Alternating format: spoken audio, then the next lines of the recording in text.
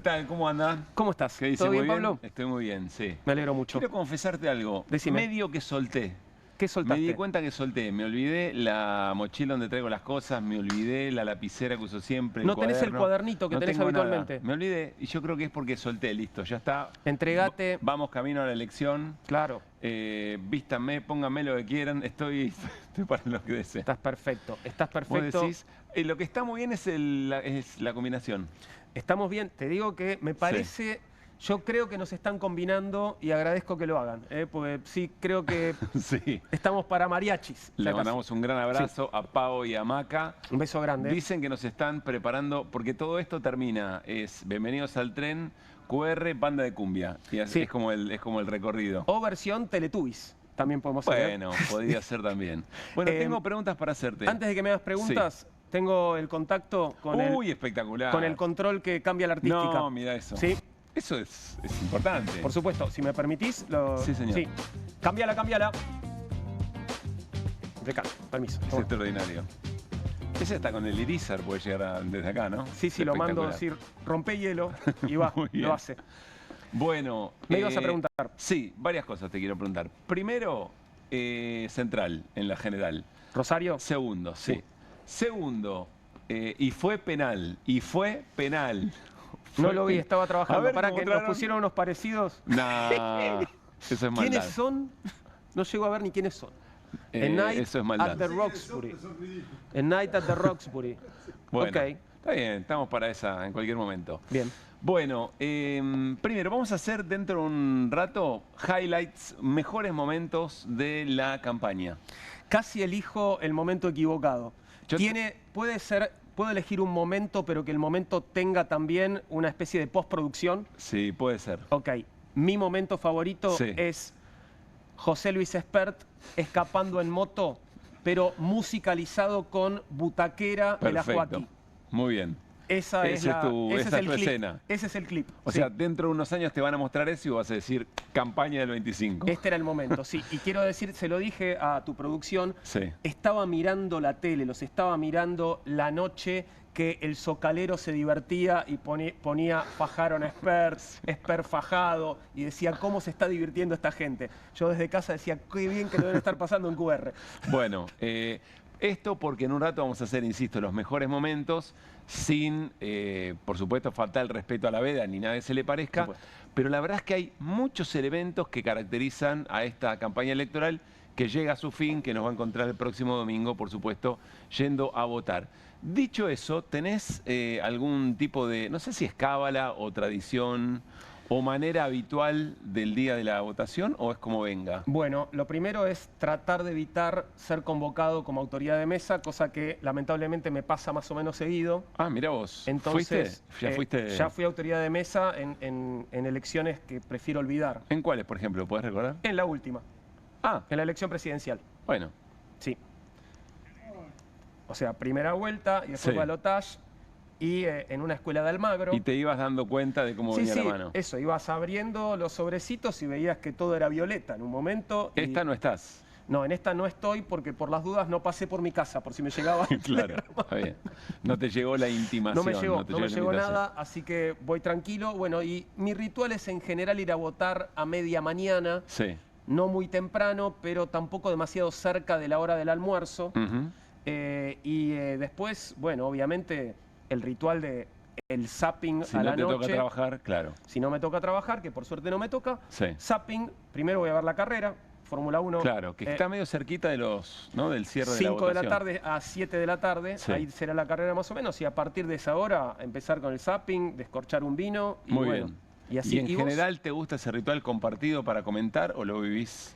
Puedo solo mirarlo entre- solo, también Sí, puedo mirar. bien. Si hay gente, lo puedo compartir, pero si estoy solo, lo Bien. disfruto también. Bueno, muy bien. Me abrazo a mi propia soledad. Me llama la atención, Hamilton le encantan estas cosas, le encantan.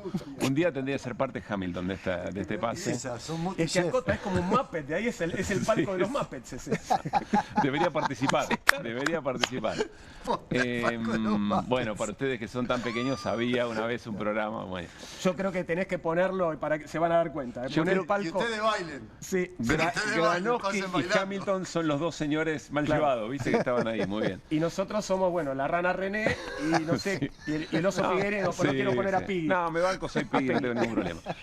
Me llama la atención que tenemos momentos compartidos. El que más disfruto, el que más me gusta, el que más me sale el periodista no es el anterior, el andar buscando a ver el dato anterior. La verdad es que prefiero que llegue el momento y analizar después. Es el momento de los discursos. Qué lindo, Cuando sí. vas observando ver cómo cada cual, primero las estrategias de quién decide ir antes, a quién mandan antes, y después cómo van asumiendo el resultado, ¿no? Y qué podés prever de lo que viene, sobre todo en una elección donde vamos a estar pensando no solamente en el resultado, sino ahí mismo en los días siguientes. Y en la interpretación del resultado, Claro. lo más lindo igual, perdón, ¿no? Porque Sí. uno es un poco morboso, lo más lindo es ver los discursos de los perdedores. Bueno, está bien. Sí. ¿O no? Sí. No, a mí me gusta, hay que saber ganar. O sea, es que por supuesto hay que saber perder, pero yo admiro a la gente que sabe ganar. Y me gusta ver cómo se desenvuelve en el triunfo. Definamos saber ganar. Y humildad, hablarle a quienes no te... estamos hablando, ¿no? Hablarle a los que no te votaron. Claro. Entender que tenés una responsabilidad que va mucho más allá de poder decir, gané, acá estoy, soy yo.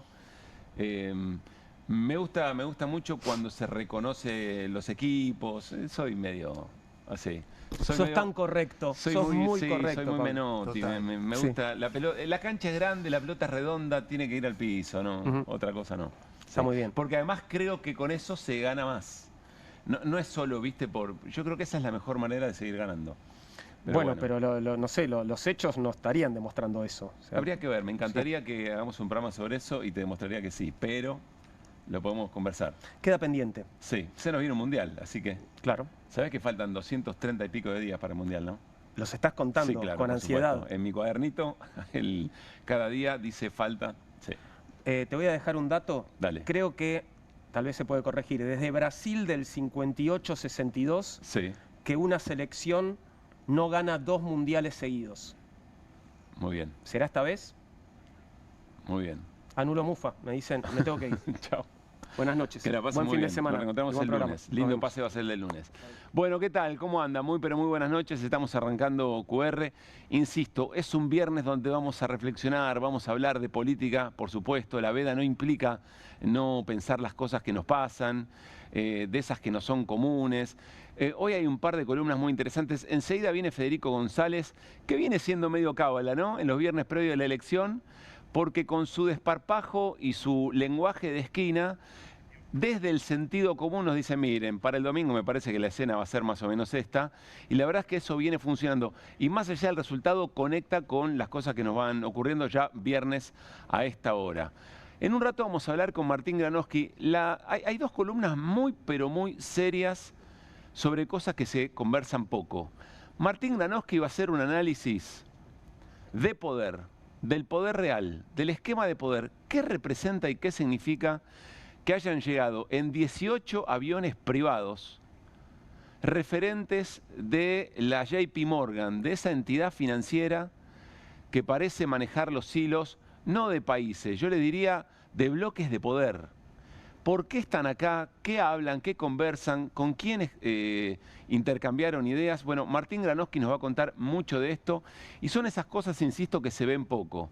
Solemos decir con Mariano Hamilton, tenemos que hacer un álbum de figuritas, consumo obligatorio, escuela secundaria, materia e instrucción cívica con los dueños del poder. Bueno, esto sería como un álbum mundial, digamos, ¿no? Lo que nos va a presentar hoy Martín Granowski, porque entendiendo estas lógicas, uno puede entender también qué se discute hacia adentro de cada país.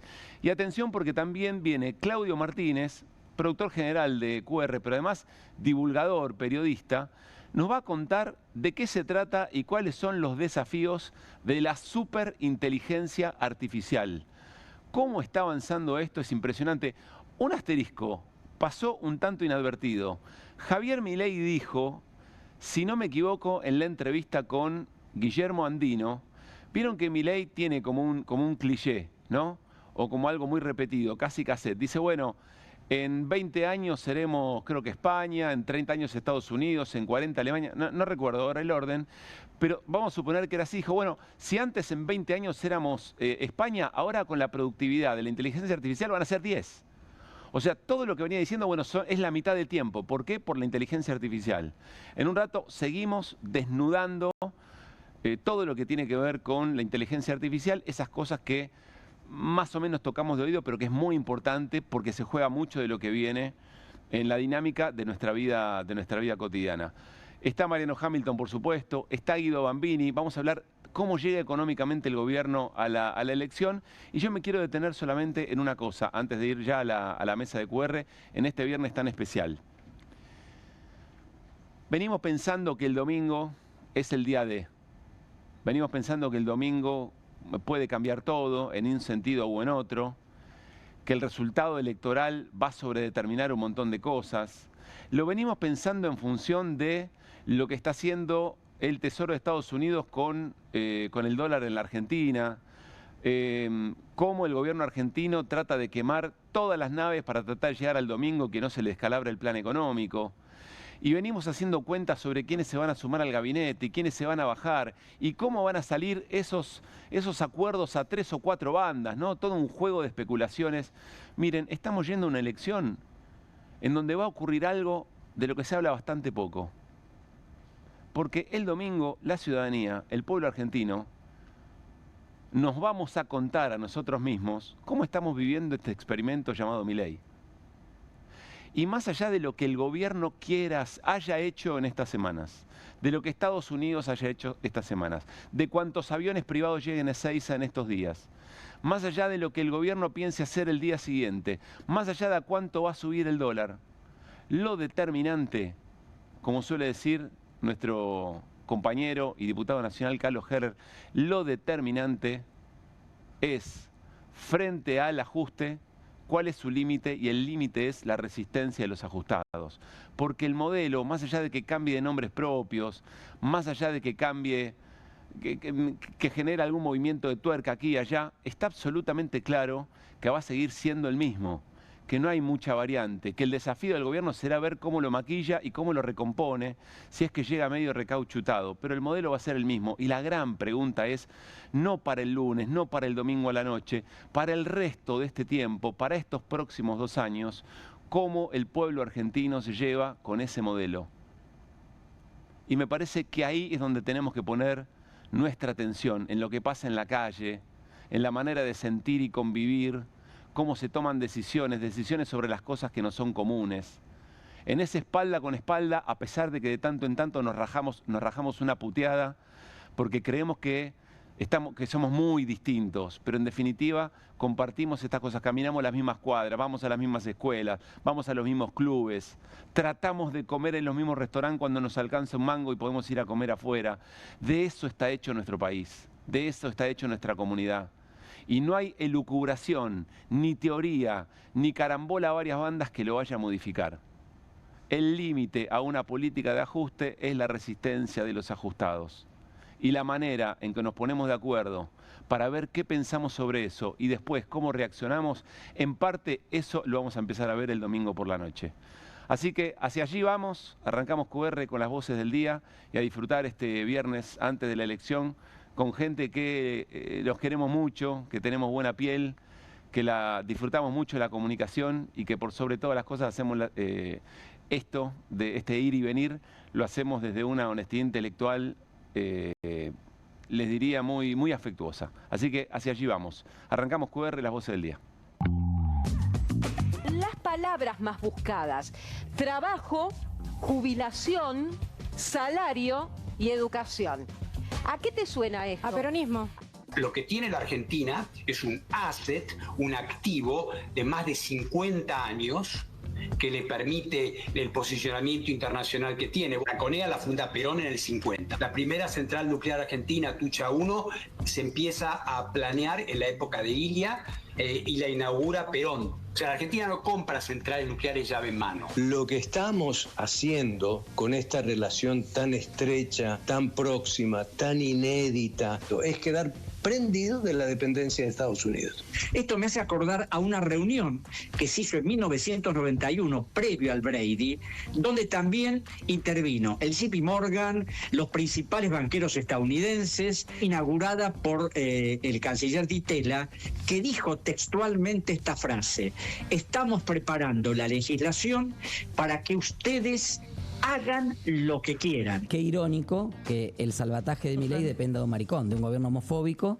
está esperando que la marica le compre dólares en el mercado para que no se vaya al techo de la banda. Habíamos llegado a tener 50% de consumo masivo los supermercados. Nosotros caímos al 34%. ¿Quién gana y quién pierde? Cobras menos impuestos y eso está corriendo riesgo de que se vayan. Por ejemplo, el caso de Walmart, el caso de Carrefour. Lo económico te jode si no llegas a mes. Y si además de eso te dicen que están robando, te irrita más. Espero que esto no termine de una forma violenta, es lo único que deseo. Pero esto se cae. Esperando a ver que nos tienen una propuesta. Lo que quiere la gente es cobrar y laburar, loco, sacar adelante la empresa. La gente se está anticipando, está comprando adelantado porque no sabe lo que va a pasar el domingo. ¿Cuánto puede llegar a aumentar algunos productos? ¿Les han dicho? Y se está hablando de un 20%. Esta gente está exterminando con el país. Yo lo dije ayer en la plaza, hay que votar a Argentina, no a Estados Unidos. El pueblo merece ser feliz y merecen ir a ver gratis un festival. Hace una encuesta, ¿el pueblo merece ser feliz o no? Me está dando que no merece ser feliz 55%. Ustedes son pueblo y ustedes mismos se están votando que no merecen ser felices, boludo. Pero son boludos ustedes, se votan en contra. ¿Van a comprar alimentos? Sí, en Brasil. Y la verdad que sí, son más baratos. Igualmente en Brasil hay mucha inflación, viste que ahora entró Lula. Y con el populismo, cualquier país se hace mierda con el socialismo. ¿Pero están yendo a comprar allá? Sí, sí. Los enemigos operan mucho en la cabeza de la gente, ¿no? O sea, para defender privilegios están mandados a hacer estos tipos. Estudian todo el tiempo eso. Pero la realidad se impone. Noche de viernes en QR, Martín Granoski, muy buena jornada. Buenas ¿Cómo noches, estás? Pablo Caruso. Hola Guido. ¿Qué tal? ¿Cómo estamos? ¿Todo bien? Bien. Mariano Hamilton, ¿qué dice? ¿Cómo anda? Buenas noches. ¿Querés agrandar tu combo? Está muy bien, ¿eh? De Esteban, igual. De salón. Sí, para mí, sin hielo, por favor, Si además de la agrandar tu gaseosa. combo, bueno, ¿vas a pagar con QR, vas a pagar con tarjeta de débito o efectivo? Muy bien. Con QR, siempre, obviamente. Bueno, quiero que vayan preparando en sus mentes, quiero que elijan, lo vamos a hacer sobre el final del programa, pero estuvimos repasando el material, es inagotable, los momentos sublimes de esta campaña. Vamos a hacer los grandes momentos de esta campaña 2025. Quiero que vayan pensando episodios, momentos. No va a implicar, aunque sea parte de alguna spot, no lo vamos a pasar, no vamos a hacer proselitismo ni nada, pero vaya, Mariano Hamilton se está riendo solo ya, o se está liando con Tevi, no se están haciendo algún lío. Pero bueno, ¿está bien? ¿Sí? ¿Lo van a ir pensando? Muy bien, perfecto. Nos concentramos. Bueno, ¿tienen alguna rutina para...? No, porque estamos pensando ahora. Ah, ahora están pensando. No lo podemos 10 minutos. Una rutina que bailar ahora. No, rutina de votación. Quiero conocerlos un poquito más. Nunca fuimos a votar juntos. Sí. No, yo voto cerca del mediodía normalmente. Sí. Y después hago llamados y atiendo llamados hasta que están los resultados finales. Empezás a pedir información y ofreces ofreces información. No ofrezco información. Me exigen información. Tíos, primos, tías, amigos, amigas. Vos que es el famoso, vos que sabés. Vos que sabés. de los médicos, que es el ya que estás de los médicos. Sí, sí. Ya que estás acá, le dicen a los médicos. Me duele acá, Sí, acá tengo un dolor acá. ¿Qué hago? Bueno, acá es... Che, vos sabés, obviamente. Y si no contestás, sos un turro aparte de todo. Porque seguro sabés. ¿Y entonces qué haces? ¿Cómo no vas a saber? No sé. ¿Y qué haces? Y yo digo, no sé, pero no me creen. Claro. Es así. Sí que sabés. Cuando no sé. No, a veces quiere decir, pero sí que sabe. Y a veces me parece, digo, boca de urna y cada vez menos. Porque todo el mundo está loco, dice, ¿cómo no tenés boca de urna? Entonces, la traducción es, vos sos un periodista medio estúpido. La primera es no me querés decir, pero cuando en general no piensan eso de uno, por lo menos de mí no, en ese caso, pero entonces la segunda es, vos sos medio estúpido, ¿cómo no vas a tener boca de urna? Y yo digo, fulanita o fulanito hizo, no hicieron esta vez. ¿Cómo sabes? Porque eso sí lo pregunté, lo sé. Claro. No hicieron boca, no puede ser.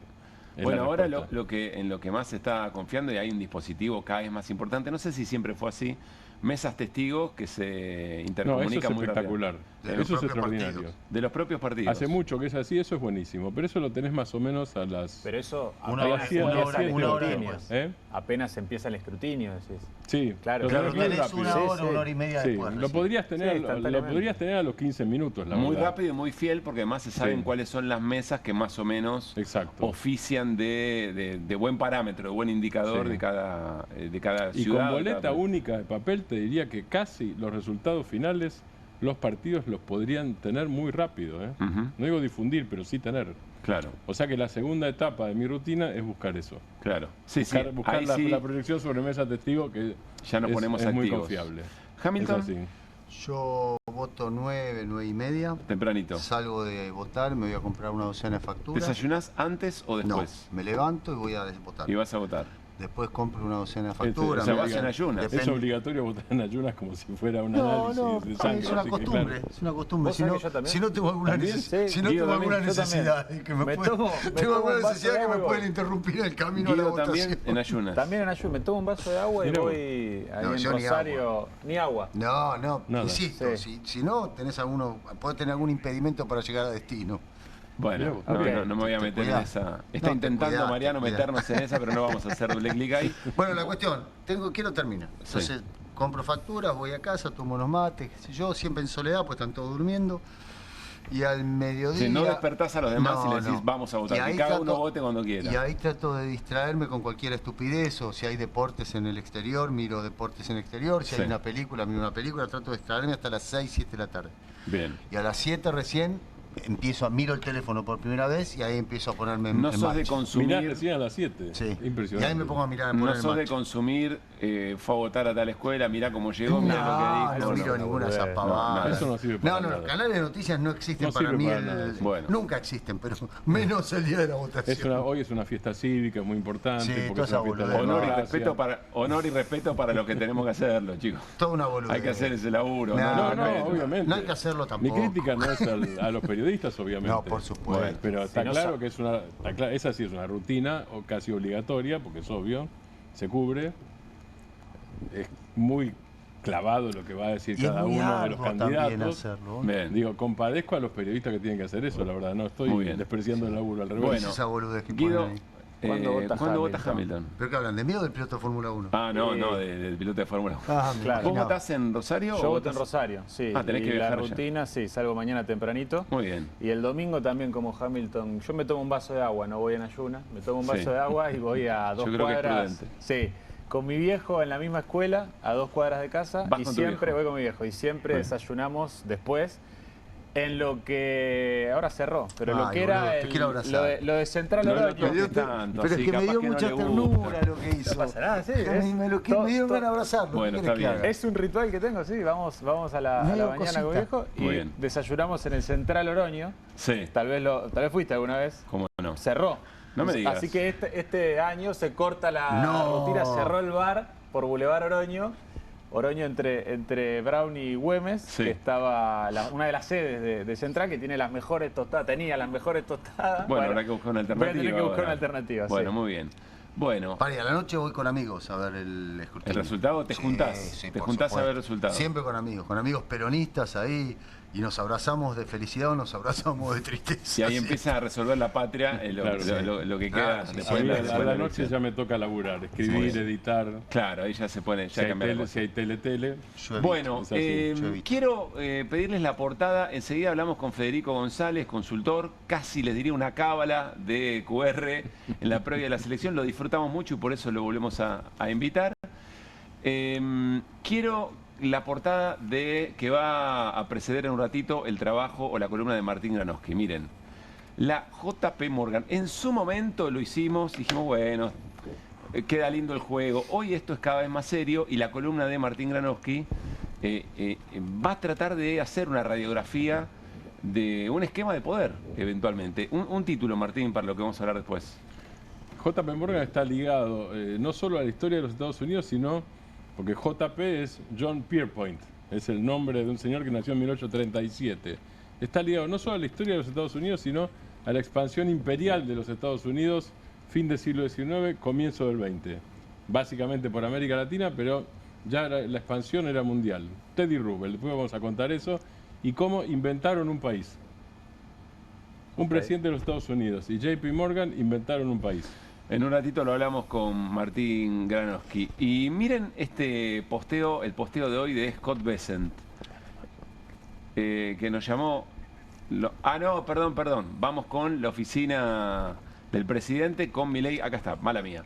El presidente Javier Milei participó de un encuentro organizado por el JP Morgan en el Museo Nacional de Arte Decorativo de Buenos Aires, junto al ministro de Economía Caputo, el canciller designado Pablo Quirno, los ejecutivos de la empresa Jamie Dimon o Diamond, Facundo Gómez Minujín y Alfonso Aguirre. Esta reunión, les decíamos, última actividad previa a la campaña de Javier Milei, va a estar, por supuesto, muy vinculada con lo que nos va a contar en un rato Martín Granowski. Sí, Mariano, ibas a decir algo. Quiero, por favor, dejen el tuit. A ver. Fíjate el detalle, cómo está redactado, porque es importante. El presidente Milei participó en un encuentro organizado por el JP Morgan. Morgan. Él fue a un encuentro en la Argentina organizado por el banco, evidentemente a pedir directivas. Bueno, esa es una interpretación. No es una interpretación, es lo que dice, está claro en esa redacción. Sí, la redacción muestra una relación de sumisión. Pero perdón, el evento no lo organiza en Argentina, se organiza anualmente en distintas ciudades del mundo, esta vez tocó casualmente pero vos sos el presidente del país anfitrión, ¿cómo vos vas a ir a un lugar que sos el presidente del país anfitrión de algo que organiza un banco extranjero? Es disparatada. Venía a verme a mí a Casa de Gobierno. Claro, es disparatada es como un gesto de sumisión. Bueno, en un rato guardá todas esas reflexiones en cuanto nos metamos en el tema con Martín Granowski. Federico González, muy buenas noches. Buenas noches, gracias por estar nuevamente aquí. Bueno, somos todo oídos. A ver, se viene diciendo mucho sobre el domingo, ¿no? Como que el domingo cambia todo, como que es una elección parteaguas. Se habla ya casi como de un escenario, se despejan dos escenarios de batacazo, tanto positivo o negativo para el gobierno, y que la cosa va a estar más o menos parda, o que va a haber una discusión o una pelea de sentido por el resultado. ¿Con qué cabeza está yendo a la elección del domingo, Federico?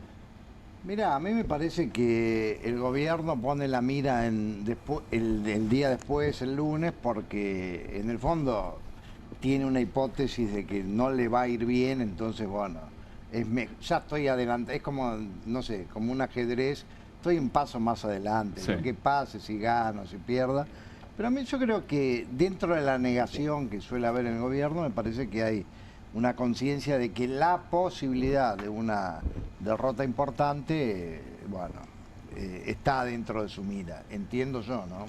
¿Vos creés que hay un escenario posible de derrota importante del gobierno? Sí, y mira, yo te diría más, creo que me parece que el gobierno tiene más claro eso que la oposición, porque yo la oposición la veo como muy temerosa. ¿En qué sentido?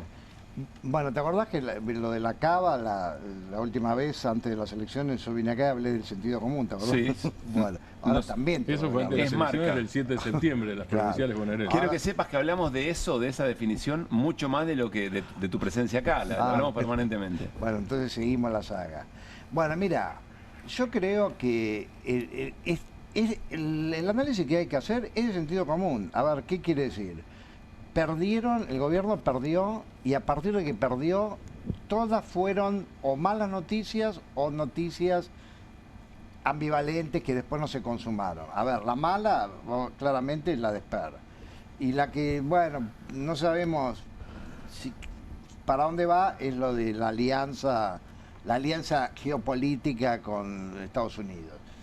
Y para la opinión pública, eso yo te diría más negativo que positivo. Eso cuando lo medimos, 2/3 no les gusta, porque sospechan, porque es sumisión, porque no me gusta. Pero ¿puede cambiar voto esa alianza o no? No, yo creo que no, a mí me parece que no. Entonces a lo que voy es a lo siguiente, lo del sentido común. ¿Por qué razón mejoraría el resultado? ¿Cuál es la hipótesis en la que se basan? Y bueno, que hay gente que los votantes de Milei no fueron a votar el 7 de septiembre y ahora irían, pero eso no se enuncia como una hipótesis, es como una cuasi certeza. Ahora, quizás lo dicen como una estrategia de campaña, pero yo creo que la oposición si lo toma en serio eso. Y tiene miedo de que pase eso. Es que la oposición dice eso también. También dice eso. No, y está el tema de los extranjeros en la provincia de Buenos Aires, digamos, ¿no? Sí, uno puede empezar a hacer hilar fino, pero vamos en la macro. No hay ninguna razón razonable para pensar que pueda ir mejor. Y además, esa hipótesis de que los votantes de Milei, eso es una falacia de confundir un sustantivo con un verbo, o un verbo con un sustantivo. A ver. Mira, no existen los votantes de nada. Bueno, sí, históricamente, pero acá Milei no tiene historia. Es que lo votaron una vez en 2023. Entonces los votantes de Milei son los que ese día votaron a Milei. Ahora, quizás eran algunos peronistas que estaban hartos de ese gobierno que fue bastante malo, y entonces lo votaron a Milei y ahora... Y bueno, al final esto era peor que lo anterior. Entonces... ahora voto mucho más liviano, digamos. Claro, no, y además, no con tanto arraigo. Y yo lo que digo es que la hipótesis de que esos no quisieron ir a votar, pero ahora huelen horror cuca, entonces voy por eso, es tan legítima como... Y la verdad que no fuimos porque estamos desilusionados con Milei, pero no estábamos con tanto horror como para ir, pero ahora sí estamos, porque lo que pasó en este último mes es para horrorizarse. Así yo creo que cualquiera de las hipótesis tiene sentido. Pero además, perdón, es una elección polarizada y planteada por el gobierno como plebiscitaria, pero tampoco es una elección presidencial de balotaje. No, por supuesto, pero sí, tema, ¿no? pero yo creo que está... Porque uno se va, uno se deja llevar a veces, y yo mismo a veces dije, pero esto lo estoy tomando como si fuera un balotaje, no es un balotaje. Sí, bueno, yo te diría, a ver, permitime la categoría, ontológicamente no lo es, pero psicológicamente claro, sí, es como si lo fuera. Claro. Entonces, bueno, y ahora voy... ¿Por qué? Y porque psicológicamente entró eso de que es un plebiscito. Pero, perdón, ¿puede ser tomado lo de la provincia de Buenos Aires como la primera vuelta? No, me refiero a... No, pero yo te estoy diciendo eso. Sí. Por ahí lo de la provincia de Buenos Aires puede ser tomado como la primera vuelta, y lo que yo creo es que puede haber una reacción de las fuerzas antiperonistas, como habitualmente pasa en este tipo de elecciones, que el peronismo se hace una buena elección en primera vuelta y después una... Bueno, está claro. Ese es creo que es el tema de la cuestión. Creo que es el entramado. Yo creo que, yo te diría, no hay razones para pensar que eso va a ser igual. Bueno. Te digo por qué, viste, te puedes equivocar de acá a la como China, todo, ¿no? Claro. Obvio. Pero muchos la comparan con Macri 2019. Pero Macri 2019 es muy distinto, porque desde que perdió y la noche esa que fue un desastre, que le echó la culpa al pueblo, a partir de ahí no es que se mandó muchas cagadas, perdónenme de la expresión.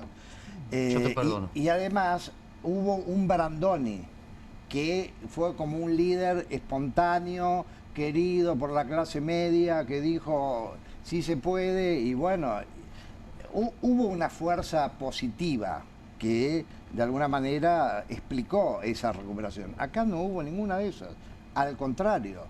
Macri llenaba, la 9 de julio, donde iba, había muchísima gente. Sí. 40. Estamos hablando de esa recuperación entre 8 puntos. Primera vuelta y el balotaje. En cambio ahora yo diría que están dadas las condiciones para que sea peor. Bueno, pero más al sentido... Pero me interesa eso, Federico. Vos decís, no hay un ariete, ¿cómo lo llamaría? ¿Qué rol cumplió Brandoni en esa elección?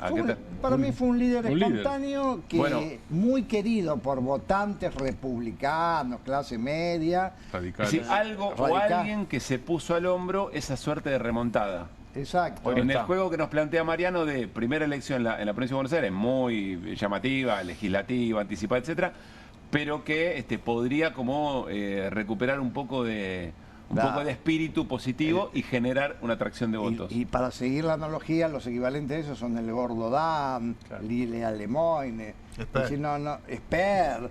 Entonces, lo de Esper, me olvidaba lo de Esper. Sí. Entonces, a Macri no le pasó nada de eso.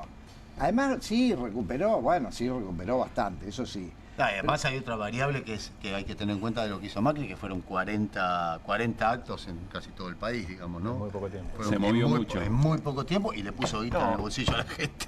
Y también, además. Sí. Federico, te quería preguntar, ¿cómo ves la cuestión del ausentismo en esta elección, a diferencia de ese momento del 2019? Porque pasaron 4 años, pasó una pandemia en el medio, y ya vimos en sucesivas elecciones que el ausentismo viene siendo un fenómeno a tener en cuenta. Sí, yo creo que va a ir más gente, pero no hay, yo sinceramente... ¿Va a ir más gente que cuándo?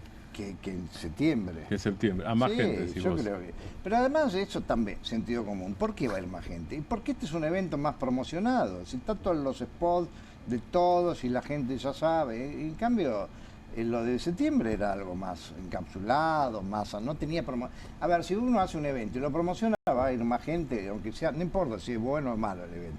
Claro. Promocionado va a ir más gente. Yo creo que... Bueno, en eso, pero el optimismo libertario que uno percibe estos días es va más gente y es voto libertario. Bueno. Y el pesimismo peronista es va más gente y es voto antiperonista. Y bueno, porque hay... Bueno, entonces ahí yo ¿Cuánto hay de fantasma y cuánto de realidad? Me parece que hay más de fantasma que de otra cosa. Y además hay mucho de lo que en psicología se llama group thinking, que es el efecto de la norma grupal sobre el individuo. Hay una famosa experiencia de un psicólogo llamado Salomón Asch, que quizás la conocen, que, bueno, tenías que hacer una evaluación muy simple. ¿Cuál línea es más larga? Había una línea que era, perdón, ¿cuál es la más parecida a un patrón? Era evidente cuál era. Ahora, estaban todos confabulados para decir que en lugar de ser A, que era la que se parecía, no era, era B. Entonces, ¿qué pasaba? El sujeto experimental dudaba. Y todos dicen que yo debo estar equivocado, o me da vergüenza. Ahí están dos fenómenos.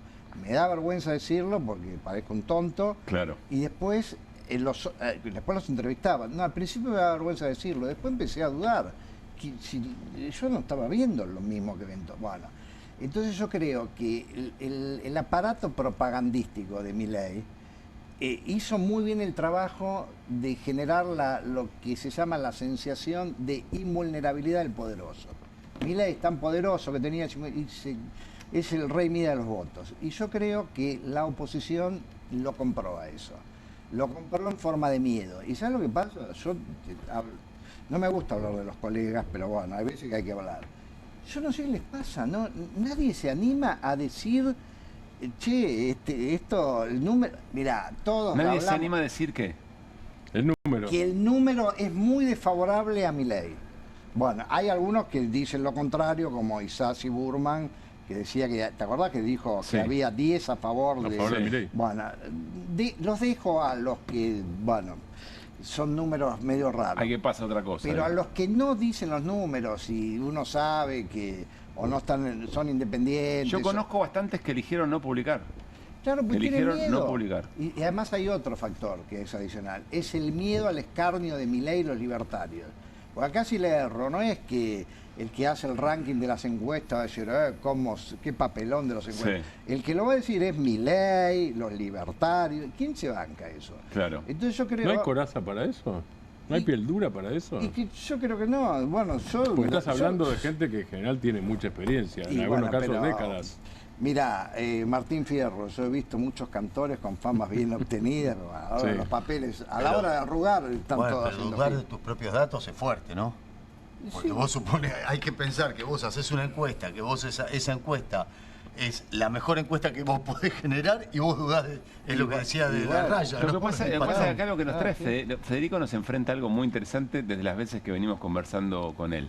Porque se supone que el fenómeno Milei venía a traer una cierta paradoja del trabajo de las encuestas, que es muy difícil. Yo quiero reivindicar, no porque esté Federico acá, lo decimos siempre, es ciencia social, es el número, pero después hay que hacer una interpretación, hay que ver cómo se proyecta, qué estará queriendo decir cuando responde esta pregunta, qué estará queriendo decir este grupo de personas en este sentido. Para algo es mucho laburo. Para algo existen los sociólogos. Es mucho laburo y es ciencia social. Dicho eso, en algún momento pensamos, Federico, bueno, el hecho de que una persona como Milei, con las características, con lo que decía, con su violencia, con la motosierra, con la promesa del ajuste, que efectivamente hubiera ganado, pensamos, che, acá hay cosas que no estamos viendo y ahí te puede venir una preocupación sobre, bueno, ¿en qué momento yo vuelvo a conectar con la sociedad sobre lo que está leyendo? Yo eso lo entendí en su momento así. Digo, por cierta preocupación de los encuestadores, decir, mirá, no tengo ganas de hacer un papelón sobre un fenómeno que todavía no termino de comprender. Y claro, bueno, pero ahí siempre hay una zona gris entre la convicción y el miedo. Es decir, el dato que tenés y el miedo. Sí. Yo creo que lo que se juega es muy importante. Mira, a mí me sería más fácil, perdóneme, lo digo así, sería más fácil hacerme el boludo. Vengo, te hablo y yo creo que la mayoría se hacen los boludos. ¿Y vos te sentís mal haciéndote el boludo? Yo, si me hiciera el boludo, me sentiría mal. Y sé que soy kamikaze porque si después no pasa eso, Y bueno, tendré que poner la cara y que me digan todo lo que no, bueno, me van a decir. Si lo haces con honestidad intelectual, tratarás de encontrar una explicación dentro de tu saber. Sí, que por ahí la explicación es, bueno, la chingué. Me equivoqué. Federico, quiero que vayas pensando un momento de la campaña que te parece determinante o emblemático, o que a vos te llama mucha atención por algún motivo. Ahora después lo vamos a charlar. Voy a la siguiente pregunta, eso para después. ¿Por qué estamos hablando de una elección como la de Macri del 19 y no como la del 17, donde lo determinante no fue el resultado electoral de Macri en ese medio término? Lo determinante, en definitiva, para el resto del gobierno de Macri fue lo que pasó con su plan económico y cómo reaccionó la gente. Y por ahí nos quedamos viendo con que el resultado del medio término lo envalentonaba Macri, pero en realidad lo importante fue la relación del modelo con la gente semanas después. Sí, bueno, creo que sí. Además, yo creo que a Macri ahí también tuvo pánico escénico. Eso es freudiano, los que fracasan al triunfar. Triunfó y ahora no tuvo... A ver... no le ayudaba el modelo, era un modelo ajuste tampoco, ¿no? Sí, bueno, eso no es un tema menor. Quizás es porque intrínsecamente eso no podía funcionar, más allá de cómo lo piloteara, y si era más duro, menos duro, a ver, si le hubiese hecho caso a Bullrich, hubiese habido más represión en la famosa, digamos... Sí, tarde la jubilación de las pensiones. Exacto. Y bueno, y sí, quizás hubiese habido más represión y quizás hubiese estado más cerca del estallido de la Rúa, qué sé yo. Eso ya es contrafáctico. Entiendo. Pero quizás intrínsecamente lo que no iba es el modelo y quizás es lo que pasa ahora. Pero por eso, vuelvo a la pregunta, ¿no estamos muy posicionados? No digo que no sea importante saber qué piensa la sociedad argentina sobre estos 2 años de Milei, pero no estamos muy parados sobre ese resultado y prestándole poca atención a lo que puede pasar en los meses siguientes. Y ahí yo lo citaría Mostaza Merlo con Paso a Paso. Y bueno, está bien. Sí, hay que ver el próximo pensador contemporáneo. Claro. Y bueno, a ver qué pasa en el próximo capítulo. Es muy difícil imaginarse el otro, porque no sabés que, bueno, sí, me parece que va a pasar esto. Y además para mí... Con Miguel Ángel Russo, ¿no? Son momentos. Son momentos. Después está lo de Grondona, todo pasa, ¿no? Bueno, sí, claro. Hay un montón, ¿eh?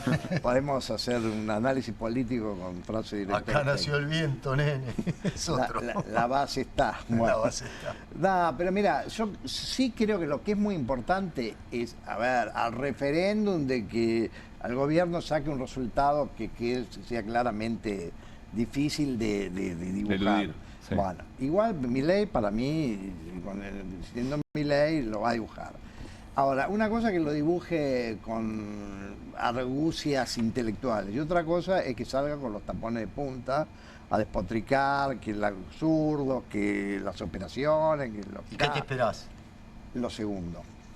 Yo creo que Milei está preparado para el éxito, pero no está preparado para el fracaso. O sea, si pierde, vos decís que va a salir con tapones de punta. Yo creo que me inclinaría a pensar que lo más probable... ¿Va a salir con tapones de punta o se viene un gobierno más autoritario en su segunda parte?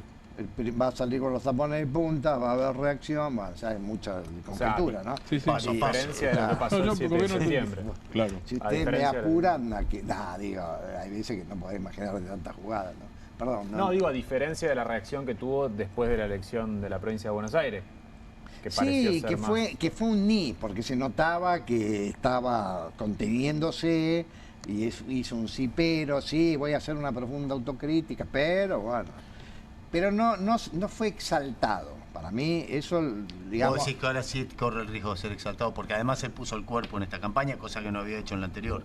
Claro. Ahora, pero ¿cuánto pesa hay que ver qué dice JP Morgan, no sé si lo deja ser exaltado. Bueno, hoy pidió indicaciones. James Diamond. Iba en ese sentido mi pregunta. ¿Cuánto pesa? Dos cosas. Primero, que hay un espacio político de gobernadores. Puyaro dijo ayer, a mí ya me sorprendió mucho esa definición. Puyaro dijo, nosotros somos la garantía de la gobernabilidad y nosotros queremos las mismas reformas que quiere el gobierno de Milei. Entonces te pregunto, frente a ese escenario, tenés ese espacio de la política que parece decidido a acompañarlo y Estados Unidos que también parece decidido a construirle gobernabilidad a Milei. Y yo te agrego a esa pregunta, perdón. ¿O Puyaro dice eso aparte de lo que piensa ideológicamente? Porque iba tercero, por lo menos hasta lo último que supe. Sí, puede ser. Y quiere hacerse más mileísta y robarle votos como segunda marca. Sí, viste, digamos, la pequeña estratagema. Tercero en Santa Fe, sí.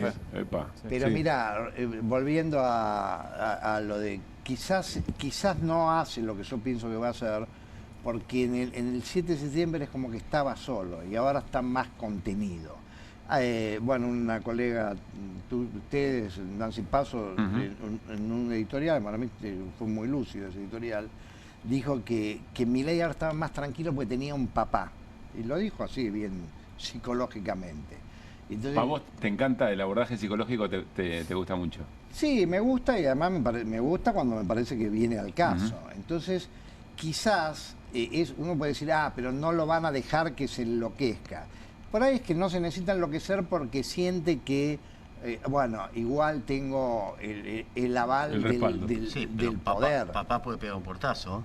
También. Iba a decir justamente. Y tomarse el palo, ir a comprar cigarrillos y no volver más. Y yo te digo, ahí sí, montándome en eso que acaba de decir, que yo creo que sí.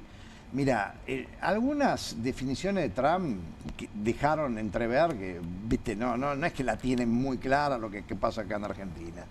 Y yo me atrevería a pensar, como hipótesis de trabajo, es que se imaginan que puede perder, pero no con una magnitud como puede ocurrir. Y si ocurre eso, bueno, chao. Me voy a comprar cigarros. ¿No? Es una empresa inviable. ¿No? A eso que depende de diferencia en provincia de Buenos Aires. Obviamente va a haber una baja de los libertarios en Córdoba, ¿no es cierto? Sí. Y una baja en Santa Fe, pero la baja en Córdoba va a ser sensible respecto al 2023, digo. Sí, además yo creo que en Mendoza, que para mí va a andar bien, no va a andar tan bien como en el 2023. Pues yo creo que el efecto irradiación se dio, es decir, para mí tarda en de llegar. ¿Resultado de provincia? Sí, es decir, porque bueno... Y va a tener problemas en el norte también, ¿no? Sí, yo creo que bueno, quizás puede ganar, pero va a ganar por menos, eso es lo que pienso. A ver, hay cierto consenso. La Libertad Avanza es el único que tiene 24... No sos el gobierno. Si fueras el gobierno argentino, te estás metiendo en los asuntos internos de los Estados Unidos como gobierno. No sos el Estado. No tenés que meterte, no es voto por tal, yo no estoy diciendo eso. Me gustan los demócratas, voto por los demócratas, lo que hizo Macri, voto por Hillary Clinton, eso es una animalada. Yo no digo eso. Lo que digo es tejer relaciones, ver qué elementos comunes tenés, conocer, meterte, saber cómo es el sistema de decisiones de los Estados Unidos, recorrer Estados Unidos, digo. No se puede no hacer eso. Y no se hace. No se hace. Vos sabés que lo mismo me pasa con, viste que ahora para Milei y para Trump todos son comunistas. Es el gran momento del Partido Comunista, que tendría que decir, paren, de tanto, acá estamos, somos nosotros, ¿no? El resto no es. Algo parecido. El resto no es, claro. El resto no es, somos nosotros y se trata de esto, digamos, ¿no? Es la mejor campaña. No se vayan, participen, me voy al encuentro de Claudio Martínez, nuestro compañero, productor general, divulgador científico, colega. Vamos a hablar de la superinteligencia artificial y miren esta portada. Paren la mano. No es el programa de Luquita Rodríguez, ¿no? No. Que no tiene nada que ver con eso. ¿Cómo anda, Clau? Me gusta porque Juan de Natalia ahora le pone afecto. Un poquito de combinación. No, vos también me vas a bardear, ¿no? En composé. Ya está, si el jefe me bardea, estamos listos. ¿Qué pasa? Bueno, Clau, a ver, ¿por qué superinteligencia artificial? Están pasando cosas increíbles con la inteligencia artificial. Están pasando cosas increíbles en lo tecnológico, pero también en lo político. Paren la mano es una apelación que se ha hecho en el día de ayer. ¿Sí? Fíjate en la primera placa, vamos a ver quién la hizo. Bueno, no es esta la primera placa, pero no importa. Te la cuento yo la primera placa.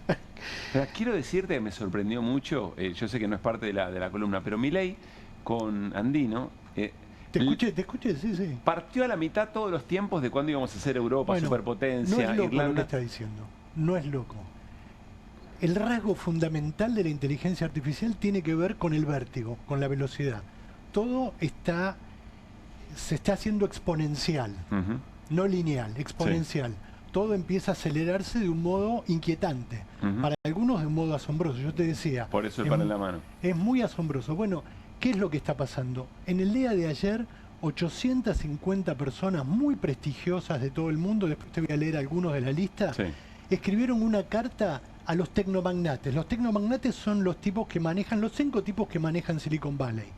O sea,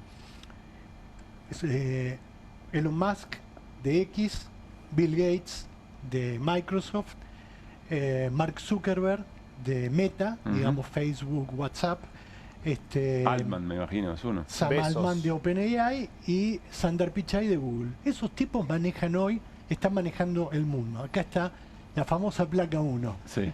Wozniak y pioneros de la IA exigen frenar el desarrollo de la superinteligencia.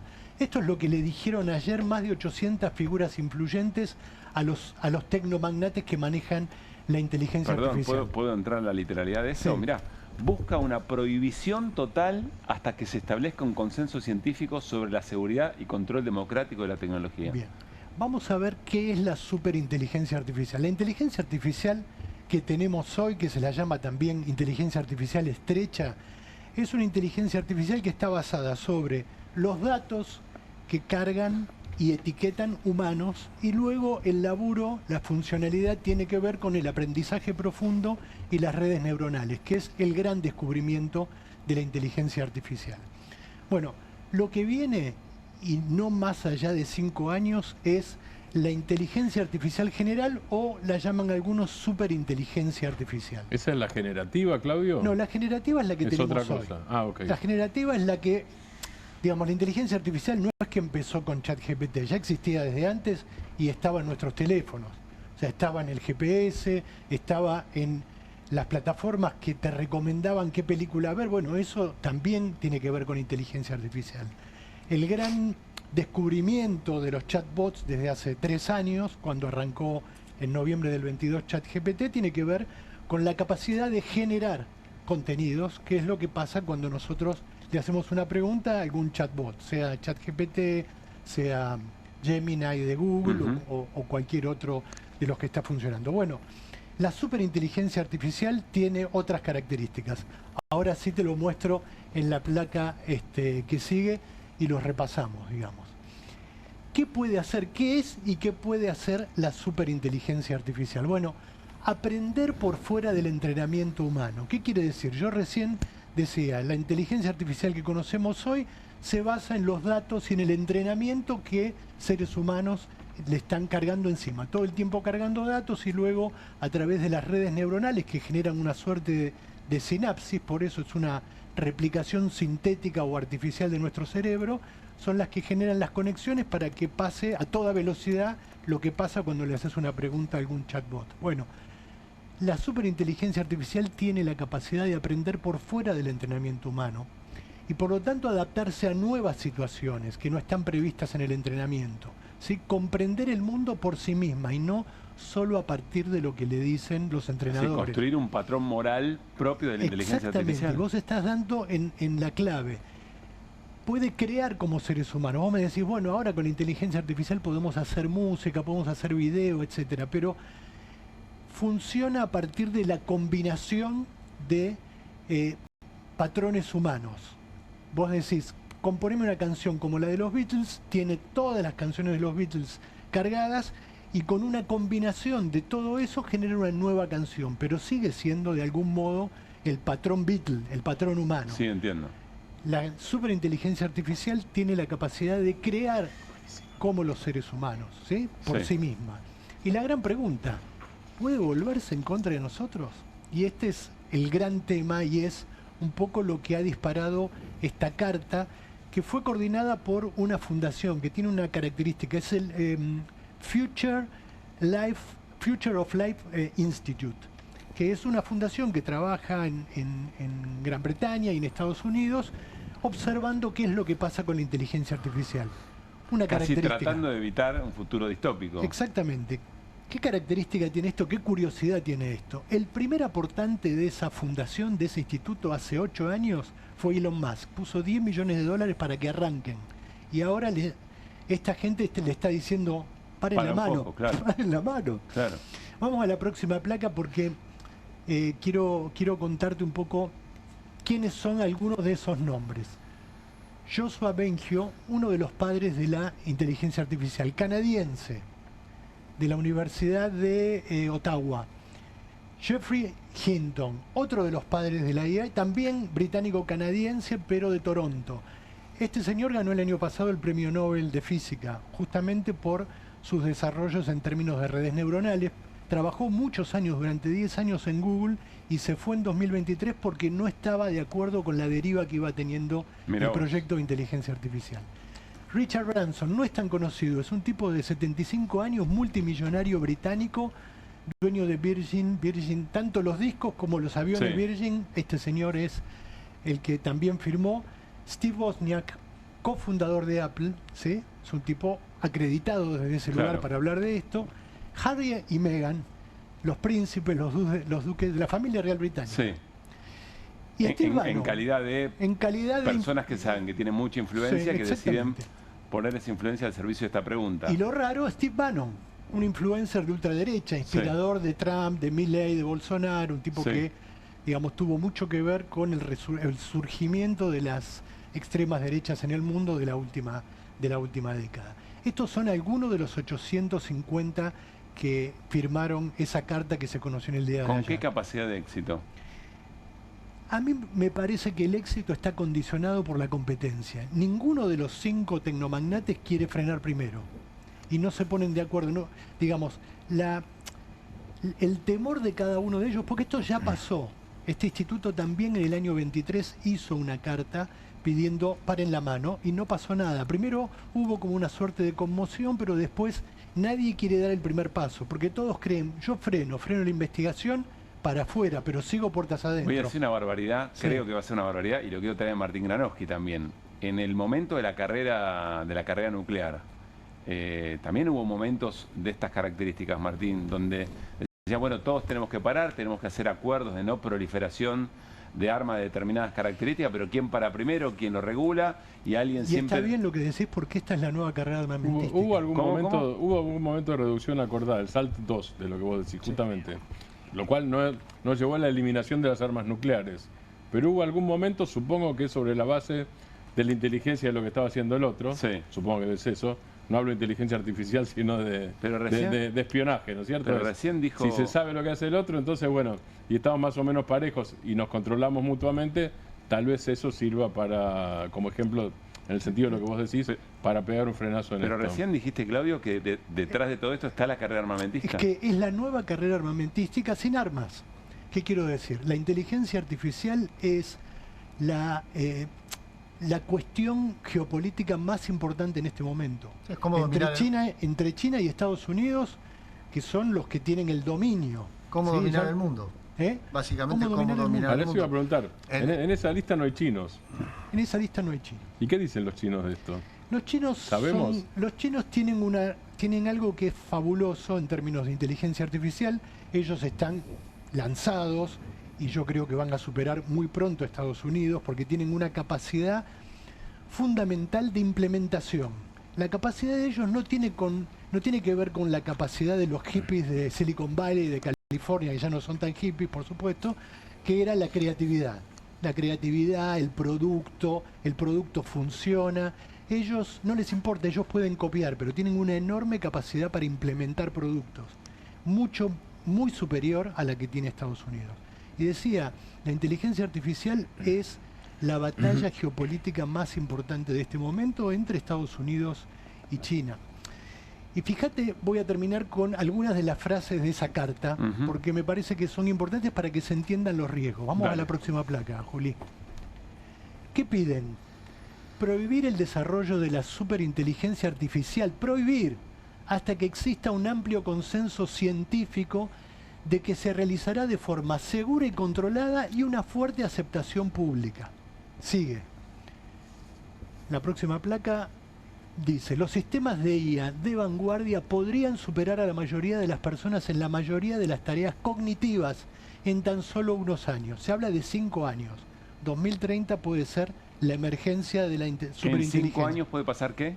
Puede aparecer la superinteligencia artificial. Digamos. Superior a nuestra, con una capacidad cognitiva superior a la nuestra. Exactamente. Dice, debemos determinar científicamente cómo diseñar sistemas de inteligencia artificial que sean fundamentalmente incapaces de dañar a las personas, ya sea por desalineación o uso malicioso. O sea, que alguien tenga una intención de uso malicioso o que la propia lógica de la superinteligencia artificial encuentre su propio camino. 2001. Encuentre su camino. 2001, Odisea del Espacio, Arthur Clarke y Stanley Kubrick. Hay un textual más de la carta y terminamos.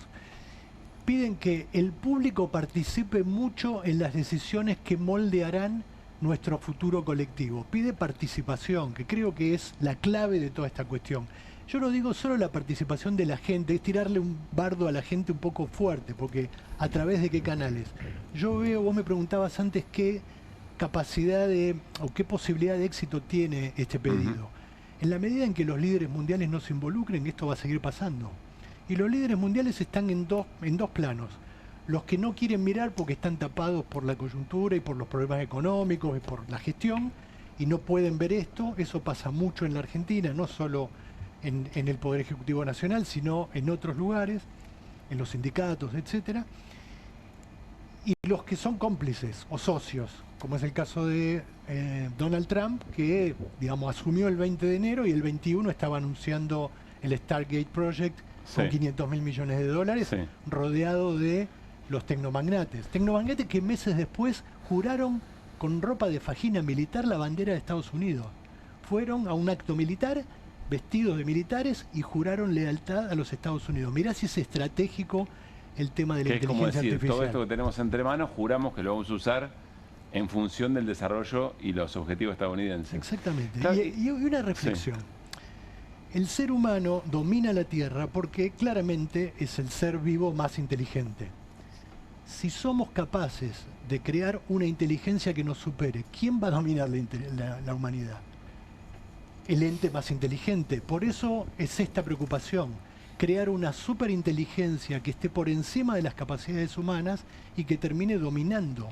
Y que termine dominando a los humanos en un futuro. Parece distópico. ¿Cómo se ha teorizado sobre esto en la ciencia ficción? Robocop, Odisea. Exactamente. Hay como centenares y centenares de ficciones que dicen que las máquinas van a terminar dominando al hombre porque van a tener mayor inteligencia. Los límites morales que se le aplican a Asimov, ¿no? Por eso. Quiero preguntarte esto, que para mí es muy importante, no te quiero tirar este fardo, pero lo podemos traer para la próxima. Vos sabés que lo que no sé... este es un programa que dice que se anima a decir no sé. Es una de sus diferencias. Sería muy interesante invitar para reflexionar sobre esto a dirigentes políticos que estén pensando sobre esto, queriendo aprender sobre esto. Hay gente en la política que está viendo esto y está tratando de decir, bueno, che, mirá, para lo que viene tenemos que estar pensando no solamente en cómo resolver el tema de la deuda, no solamente en cómo resolver nuestros recursos naturales, también tenemos que tener un planteo o un plan argentino o un posicionamiento argentino en el mundo respecto de esto. Mira, hay algunos, y ¿sabés en qué nivel? En el nivel intendentes. Hay algunos intendentes que crearon una red de intendentes, hay por lo menos, no sé si 30 o 50, no tengo el número actualizado, de intendentes de todo el país que se reúnen y empiezan a intercambiar figuritas. Por ahí en un plano que no tiene que ver necesariamente con estas regulaciones o con la necesidad de parar esta ola que parece imparable, sino en el sentido de poder utilizar las herramientas que la inteligencia artificial ofrece también para la gestión. Hay un concepto muy novedoso que es la iacracia, que reemplaza la burocracia, ¿sí? Gobiernos digitalizados, con rostro humano, cerca del vecino. En el plano de los intendentes esto se está laburando y hay muchas herramientas. Lo que se hablaba un tiempo atrás, ¿te acordás de...? No me acuerdo en qué país fue que habían puesto de ministra una inteligencia artificial. Claro. Bueno, hoy existen herramientas para que las licitaciones públicas las haga la inteligencia artificial. Lo que se tarda 2 meses se hace en 1 hora o en... Sumo otra cosa, porque nosotros estamos hablando de los riesgos sobre si puede crear un criterio propio esta superinteligencia artificial. Ya está entre nosotros la mejora en la productividad de los procesos. No, por supuesto. Y ni hablar en lo que tiene que ver con nuestra... desde los sindicatos, con el reemplazo de las personas a partir de estos procesos muy elaborados. Tiene que haber ahí también una idea de que, bueno, hay mayor productividad, pero no es más gente quedándose sin laburo, es la misma riqueza o mayor riqueza y mucha más gente laburando menos y ganando lo mismo. Alguien tiene que estar pensando esto. Sí, bueno. Yo en el mapping de la CGT del otro día creo haberlo visto esto. Quizá lo vi muy por arriba. La CGT está trabajando, existe una comisión de ciencia y tecnología en la CGT que se reúne y discute estos temas, juntan sindicatos. Yo ayer participé de una charla en la CTA también, una charla internacional sobre temas vinculados con esto. Porque quiero decir, vos hiciste la aclaración en la columna anterior. No es negar la inteligencia artificial, ni mucho menos. Pero esto, acá hay gente muy pesada diciendo, che, guarda, porque esto se nos está yendo de las manos. No es negar. La inteligencia artificial es un instrumento maravilloso. O sea, tiene la capacidad, por ejemplo, de curar enfermedades, ya está pasando, de alargar nuestra vida. Hay un amigo que me dice, mira, si lográs sobrevivir los próximos 10 años, vas a vivir 50 más. Precisamente por todo esto que viene. Mira vos. Entonces... Vamos, Marian, ¿eh? Mira, yo me paro y... Pero lo que quiero decir es, obviamente que no se trata de parar a la inteligencia artificial porque tiene cosas maravillosas. Lo que hay que hacer es, no puede ser que 5 tipos decidan por 8.000 millones de personas.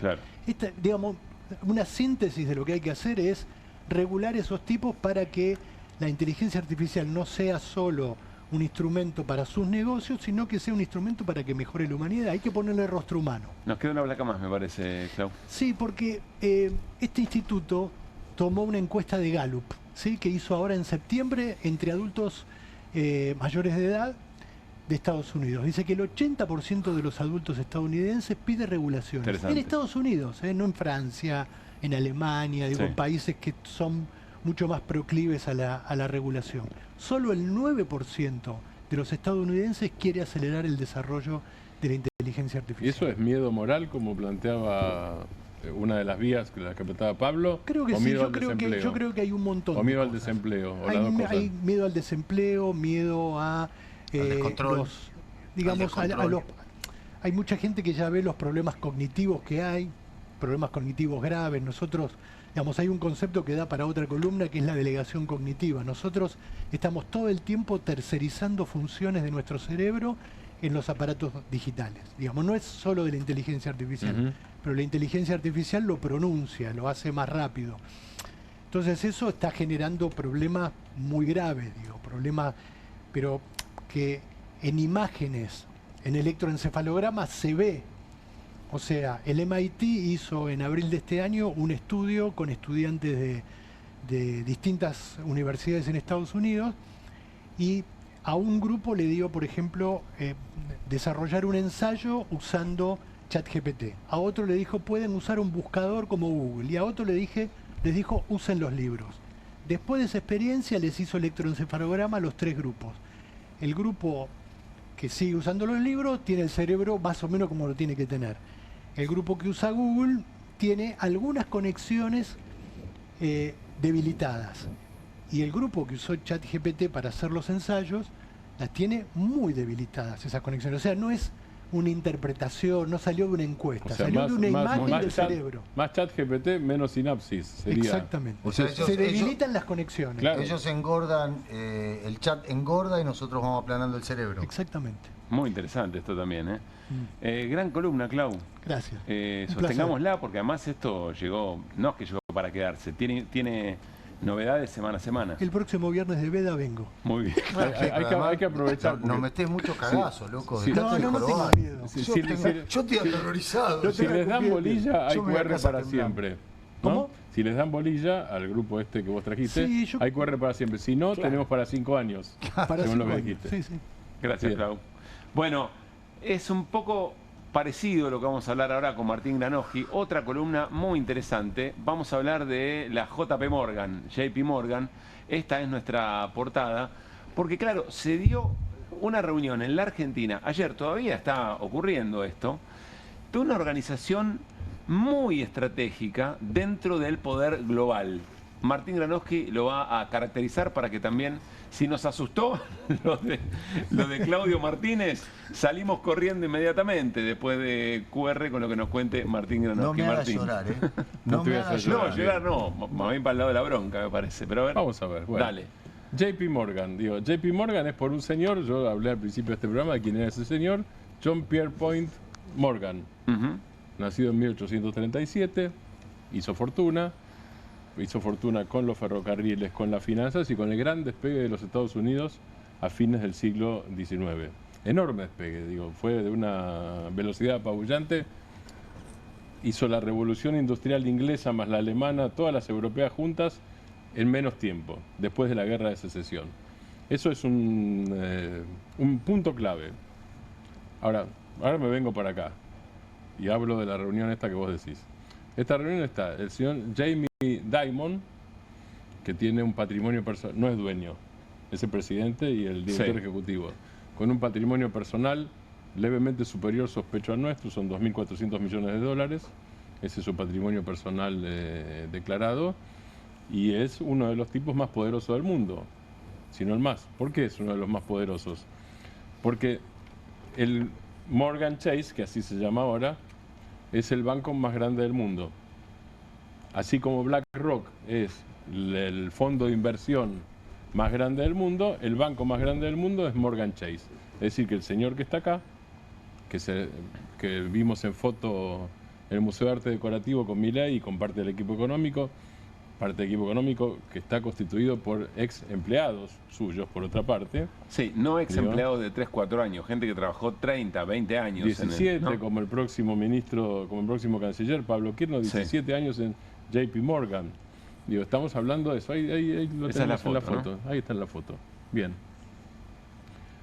El diseño es global, pero no porque lo diga yo, o porque lo digas vos o nosotros aquí. El diseño es global porque siempre fue global. Yo me metí en la página web, esto da para otro programa, pero lo comento de paso. Me metí en la página web del Morgan estos días y empecé a ver esas cosas que son absolutamente públicas. Hay documentos sobre geopolítica, documentos de lo que hablaba Claudio recién sobre inteligencia artificial, documentos sobre los desafíos energéticos. Es decir, es un banco que está pensando en términos geopolíticos. Ahora, ¿esto es nuevo? No, no es nuevo. No es nuevo. Y el gran ejemplo, al principio del programa yo comenté que tenían tanto poder que crearon un país. El país es Panamá. Panamá se independiza en 1821, pero elige ser parte de la Gran Colombia. Yo creo que tenemos algún mapita de esto. A ver. Ahí está. Ahí está lo que era Colombia, la Gran Colombia, proyecto de Bolívar. Se independiza, en 1821 se independiza respecto a España. Ahí tenemos esa franjita naranjada es Panamá y el resto es Colombia, ¿no es cierto? Sí. Y decide por votación propia, no fue una anexión decidida por Bolívar. Decide ser fuerte siendo parte de Colombia. Es decir, que ahí no hay una colonización colombiana. Entiendo. Bien. Esto es 1821. Pasa el tiempo y en 1880 y pico hay un proyecto francés, porque ese istmo, esa figurita angosta en Centroamérica fue siempre algo atractivo para los europeos, porque es como cruzamos de un océano a otro. Claro. Siempre tuvo una atracción. Y en algún momento una empresa francesa dice, bueno, crucemos. Hagamos un canal, ya que está en angostito, hagamos un canal. Ya se había producido del lado oeste de Estados Unidos, Los Ángeles, California, de General, etcétera, la fiebre del oro. Estados Unidos ya se había expandido hacia el oeste, con 300.000 inmigrantes en muy poco tiempo, es decir, ya era una potencia regional. Se empieza a hacer el canal, la empresa francesa quiebra. Y entonces cuando la empresa, esto es el canal ahora, interesante verlo, cuando la empresa francesa que estaba construyendo el canal quiebra, aparece un proyecto económico, financiero y geopolítico, que tiene dos figuras que ahora vamos a ver. Uno es, a ver, ahí está. Uno es el de los bigotes pelirrojos, efectivamente. El de los bigotes pelirrojos es Teddy Roosevelt, que no es Franklin Delano Roosevelt. Es un presidente norteamericano, 1901-1909. Es decir, es el presidente de los Estados Unidos que acompaña ese proceso de expansión imperial de los Estados Unidos en América Central con intervenciones y en el resto del mundo. Y el otro es Morgan. Un apellido Morgan. Y el otro es Morgan, que no es el pirata Morgan, sí. Así vos decís eso. Ese es un galés que justamente había dos siglos antes de esto, no son parientes, compartían oficio, me parece. Compartían oficio y apellido, no son parientes. Pero había asolado Panamá. Los dos se ponen de acuerdo lo estoy simplificando porque es los dos, y ya estamos hablando de un grupo con pensamiento geopolítico, Teddy Roosevelt, y un grupo ya muy fuerte en Wall Street. Los dos se ponen de acuerdo y dicen, acá hay que construir el canal. El canal que los franceses no pudieron terminar. El canal que los franceses no pudieron hacer porque quebraron en el medio. Quebraron porque además hubo errores de ingeniería. Yo no soy experto en ingeniería de canales, así que no lo puedo explicar técnicamente, pero hubo errores de ingeniería. Pero dice, construyamos el canal. Pero no solo vamos a construir el canal, porque el canal va a ser de Colombia. Y ese canal tiene que ser nuestro. Claro. Porque el paso de los dos océanos tiene que ser la clave de la expansión norteamericana en América y en el resto del mundo. Y entonces, para que sea nuestro, creemos un país, inventemos un país. Y lo hacen.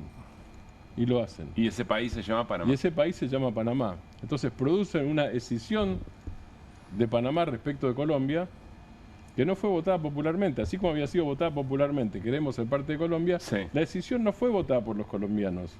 Compran generales colombianos para que se den vuelta y deciden maniobras militares en la zona de Panamá y terminan tomando Panamá. Y ahí viene esta independencia de Panamá, que es la independencia que se convierte automáticamente en una dependencia norteamericana. Estamos hablando de la esencia de la práctica geopolítica de J.P. Morgan. De J.P. Morgan, aliado de manera intrincada. Digo, no estoy hablando de conversaciones, sino de una madeja intrincada, una trama intrincada con estudios de abogados, bueno, fuerzas militares, maniobras estratégicas y con una potencia mundial. Y una visión del mundo. Claro. Y plata. Entonces, ¿quién financia la campaña militar? La financia Morgan y los socios. Hay un libro de un norteamericano, ese creo que no lo tenemos, pero hay un libro, de un norteamericano, de un panameño que se llama ¿Cómo Wall Street creó Panamá?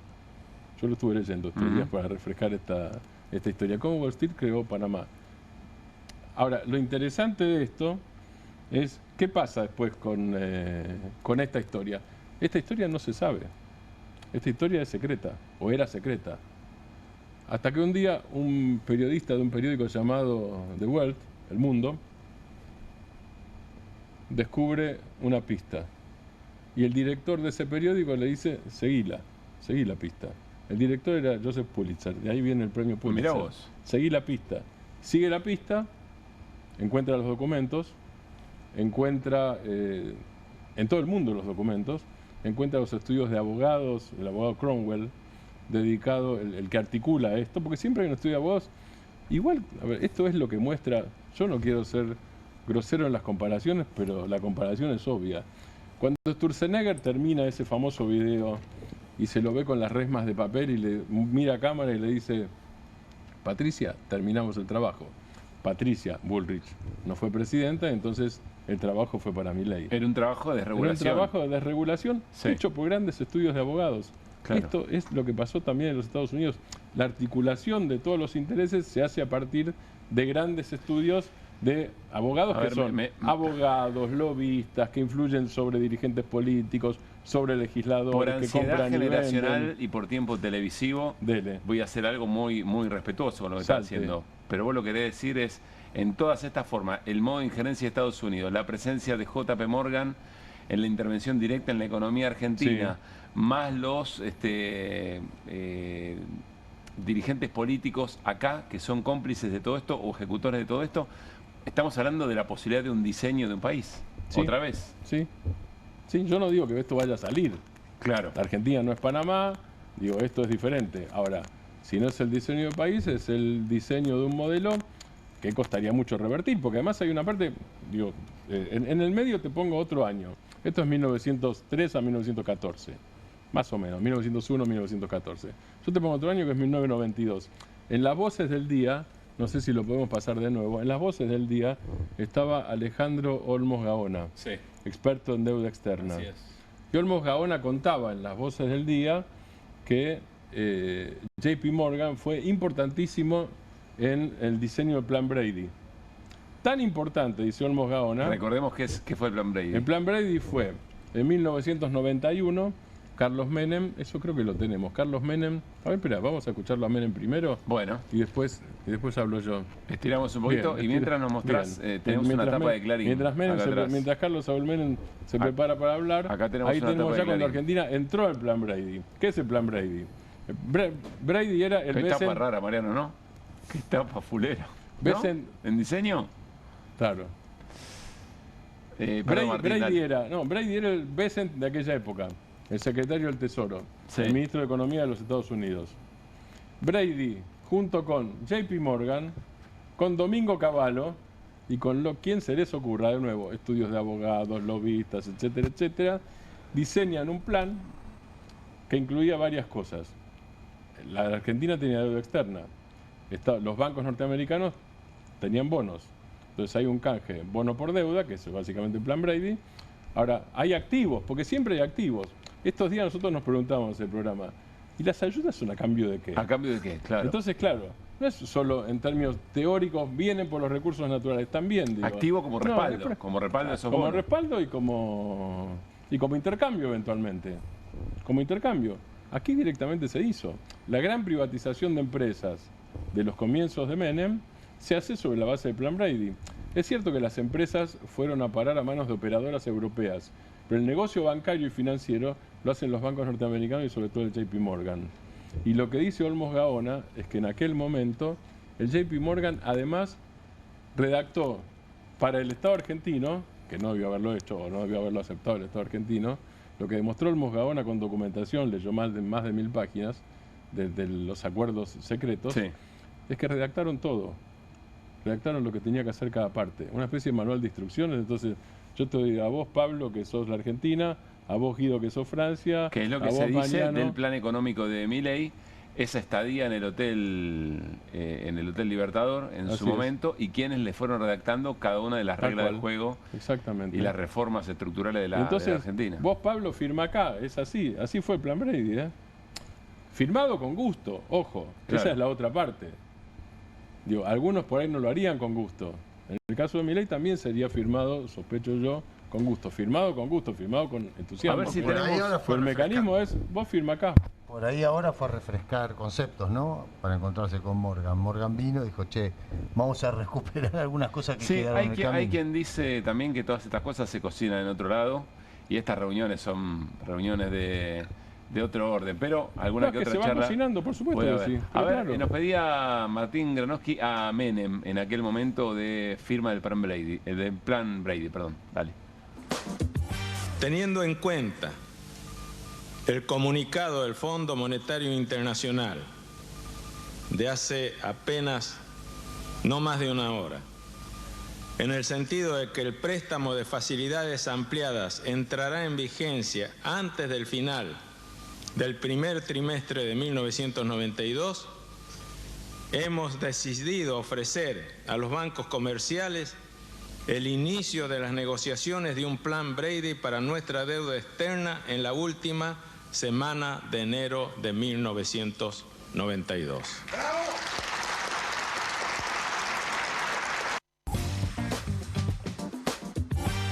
Decía Martín. Fondo Monetario, Presidencia de la Nación, Secretaría del Tesoro, porque Brady era el secretario del Tesoro. Los mismos jugadores. Los mismos jugadores. Y alguien diciendo bravo, gente que aplaude. Los mismos jugadores. Y hay otra cosa que dice Olmos Gaona. Olmos Gaona en las voces del día cuenta algo. Dice que esto es 1991 y el plan Brady se aplica, como vimos en la etapa de Clarín, empieza a correr en 1992. Muy rápido fue todo. En ese viaje a Estados Unidos de Menem de 1991, porque ese discurso fue en los Estados Unidos, yo fui a cubrir ahí, habló el entonces canciller Guido Di Tella con inversores y con el JP Morgan. Y les dijo, palabras más, palabras menos, trabajen ustedes, hagan ustedes lo que tengan que hacer, nosotros aprobamos. Esta columna de Martín Granowski, también la de Claudio Martínez de hace un rato, yo la repetiría, ¿no?, en las próximas semanas varias veces, porque se está cocinando acá y ahora, frente a nuestros ojos. El domingo hay elecciones. Pausa y seguimos haciendo QR. Movete a las promos que querés. Movete a las promos que buscas. Movete a Credicop. Las mejores promos de ahorro en supermercados y ahorro en combustibles todas las semanas pagando con los medios de pago Credicop. Más promos como estas, movete a nuestras redes. Movete a Credicop. Movete a un banco distinto. Banco Credicop Cooperativo. La banca solidaria. ¿Pensás que las subastas no son para vos? Son para todos, porque podés comprar y vender desde donde estés de manera rápida, fácil y confiable. ¿Querés participar de nuestra próxima subasta?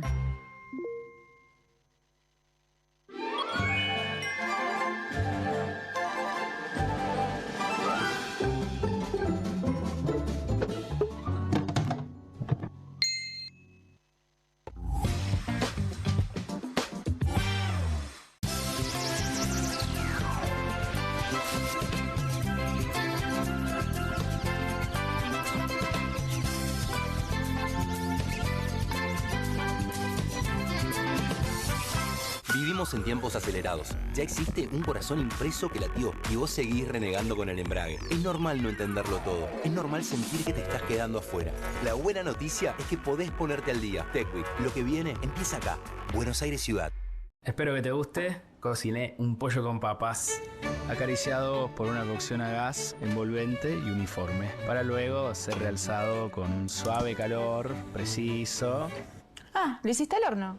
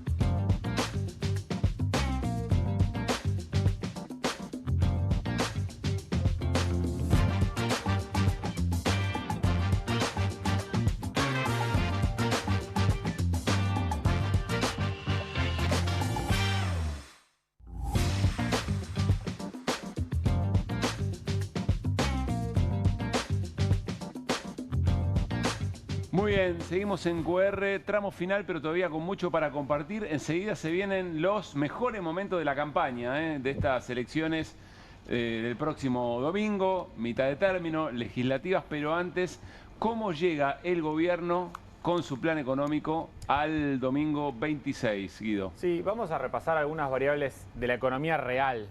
Traje varias placas, así que vamos a ir pasando rápido. En una jornada hoy también que me parece importante destacar previo a pasar a la economía real, en donde volvió a intervenir fuerte el secretario del Tesoro americano. El Tesoro americano, fuentes del mercado hablan de nuevamente una jornada de entre 400 y 500 millones de dólares de ventas. La consultora 1816, que citamos permanentemente, ya plantea que son 2.100 millones de dólares los que habría puesto el Tesoro americano para defender la cotización del tipo de cambio. es, en términos históricos, la segunda ayuda o salvataje más importante en monto de toda la historia. Que después hay que devolverlo, digamos. Que después hay que ¿no? devolverlo, sí, es nueva deuda. Eso, y no sabemos las condiciones ni nada. Ningún analista sabe nada de lo que está pasando a ciencia cierta con esa cantidad de dólares. Bueno, está pasando lo que contó Martín recién. Sí. Se está gestando lo que contó Martín recién, ¿no? Absolutamente, sí. Bueno, pasemos a las placas de la economía real. Primero, salarios. ¿Cómo llegan los salarios? Bueno, estancados. Estancados los salarios registrados del sector privado y del sector público. Claramente los del sector público están mucho peor, 14 puntos por debajo del nivel de noviembre del 2023. Pero fíjense como planchados desde septiembre y ni siquiera los del sector registrado privado logran superar el último mes del gobierno anterior, sí. Pero fundamentalmente son los públicos los que fueron la variable de ajuste más fuerte, una decisión política hubo de este gobierno. Y vamos a la siguiente. Y acá no están los informales, ¿no? Y acá no están los informales, que también la están pasando muy mal. Fíjate, los públicos nacionales, hay una diferencia muy notable entre los provinciales y los nacionales. 33 puntos de pérdida de poder adquisitivo en términos real. Hoy un empleado público del sector nacional, si no fue despedido, porque ya, digo, Sturzenegger todos los meses festeja el número de despidos, que ya supera 54.000 en el sector público nacional, bueno, tuvo una caída de su poder adquisitivo de 1/3 de su salario en términos reales. 7 puntos de caída de poder adquisitivo para los salarios del sector público provincial, para los docentes, para la seguridad provincial. Seguimos con ingresos, jubilaciones. Jubilación mínima con bono. El 60% de los jubilados y jubiladas de Argentina cobra este tipo de jubilación, que ha tenido una caída de 15,5% en términos de poder adquisitivo. ¿Por qué es esto? Fundamentalmente por el congelamiento del bono. ¿Por qué el gobierno dice mejoraron en dólares los salarios, las jubilaciones? Es que está mal medirlo en dólares. O sea, si lo medís en dólares, también tenés que medir la canasta con la que comparás el poder adquisitivo de las jubilaciones en dólares. Claro. Y ante la apreciación del tipo de cambio durante muchos meses, sostener un tipo de cambio artificialmente bajo, te da en dólares tal vez un mejor monto que en otro momento, en los últimos meses del gobierno anterior. O sea, la pregunta que tenés que hacer es ¿cuánto podés comprar? Claro. Está bien. Y acá lo vemos en términos concretos en poder de compra. Esto es sacándole la inflación, que te diría que hasta lo estamos subestimando a la pérdida de poder adquisitivo, porque la canasta de un jubilado ha aumentado más que la canasta, que todos los bienes. Y además se perdieron un montón de ingresos indirectos, ¿no? Totalmente. Bueno, jubilación mínima con bono cobra el 60% de los jubilados del país, casi 16% menos, por el congelamiento del bono en 70.000 pesos. En marzo del 2024 nunca más se actualizó, y porque se va a mantener frisada. Fíjate cómo está planchada, producto de que se actualiza con la inflación de 2 meses hacia atrás, a partir del cambio de la fórmula. Así que no tienen posibilidad, no hay expectativa de que mejore el poder adquisitivo de las jubilaciones mínimas.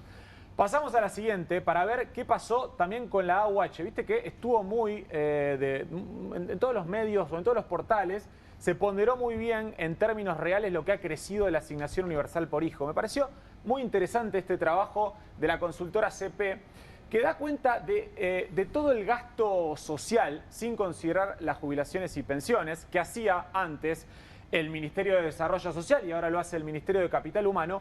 ¿Qué incidencia tiene sobre el ajuste total de la caída del gasto, que es del 18,6%? El total es caída casi el 20%. Casi el 20%. Sin contar jubilación y pensión. Exactamente. Acá estoy metiendo asignaciones familiares a trabajadores formales que no cobran la asignación universal por hijo, sino que cobran una asignación familiar, por ejemplo. Estoy contando también lo que era el potenciar trabajo, que ahora se llama volver al trabajo, y que también tiene congelado el monto en 78.000 pesos desde que comenzó el gobierno. O sea, pero lo que quiero ilustrar caídas con esto, estas son las caídas.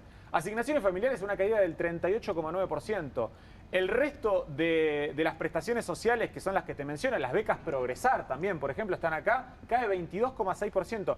Pero me detengo en la incidencia. Fíjate, la incidencia sobre el total del gasto social de la AUH es baja, es 3,8%.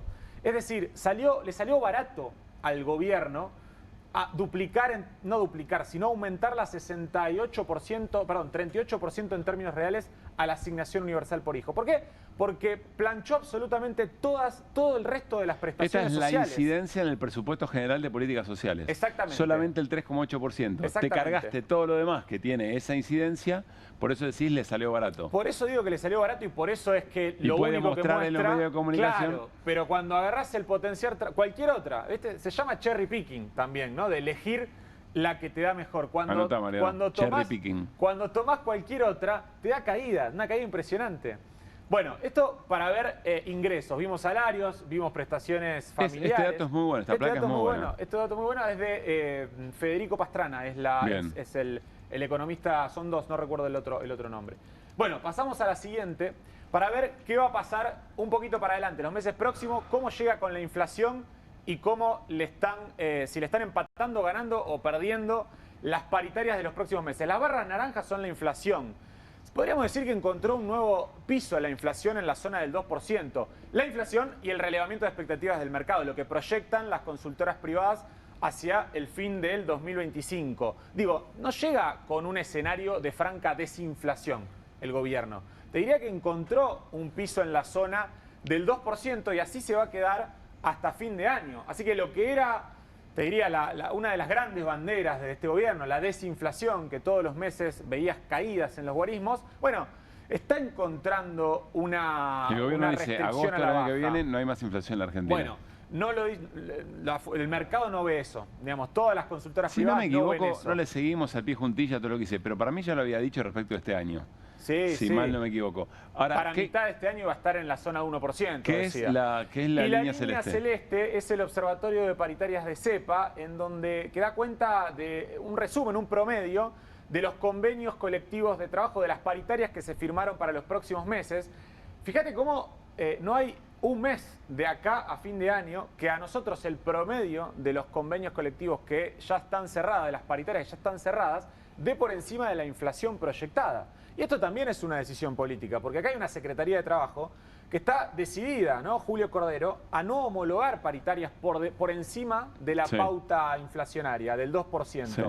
Hay una decisión política de llevar aumentos salariales públicos a la zona de 1%, o sea, que siga perdiendo poder adquisitivo el sector público nacional, y que no aumente, no le gane o no recupere algo de poder adquisitivo los salarios del sector privado en los próximos meses. O sea, así que hay una decisión del gobierno de que el ajuste sea una manera de controlar la inflación. Sí, absolutamente, sí. El tipo de cambio y el ancla sos vos. Hay una decisión de la Secretaría de Trabajo de no convalidar paritarias por arriba de la pauta inflacionaria. Y hay una decisión de la CGT de hacer un mapping. Sí.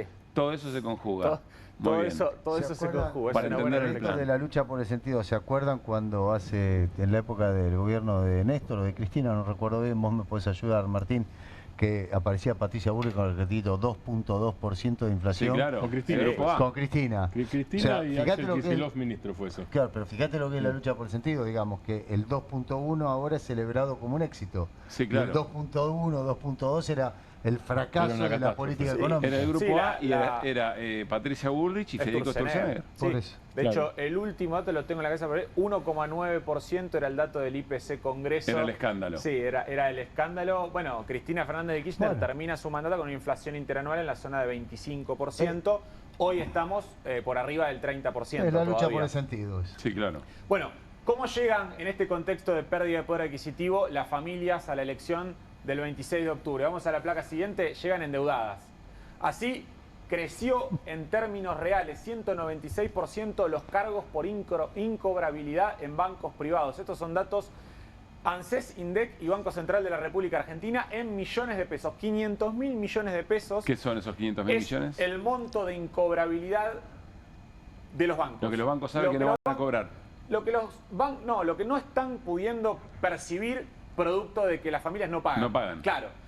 Aumentó de 200, bueno, no está el guarismo, pero 200%, se triplicó en términos reales, interanualmente. Agosto de 2025 contra agosto de 2024. Esto es un trauma, esto es una tragedia. Esto es terrible. Una tragedia social. Y además tenés suba de tasas, Guido, ¿no? Además. Sí, hay una volatilidad de tasas impresionante. Claro. Hoy, digamos, estamos hablando de de que triplican la inflación proyectada para los próximos 12 meses. O sea que es una locura. Si alguien quisiera pagar, si tuviera, le costaría pagar incluso queriéndolo. Por eso lo que decíamos hace algunos días del proyecto que la oposición, en palabras de Cristina Fernández de Kirchner, empieza a poner sobre la mesa de empezar a buscar creatividad política en términos de que es una problemática del conjunto de la sociedad. ¿Cómo resolver la deuda? La deuda de la familia. Tal cual. Básicamente. Sí. ¿Qué más? Y vamos a la última placa, muy interesante, de otro informe de la consultora Equilibra, que compara la situación de la elección de medio término de Macri y la elección de medio término de Milei.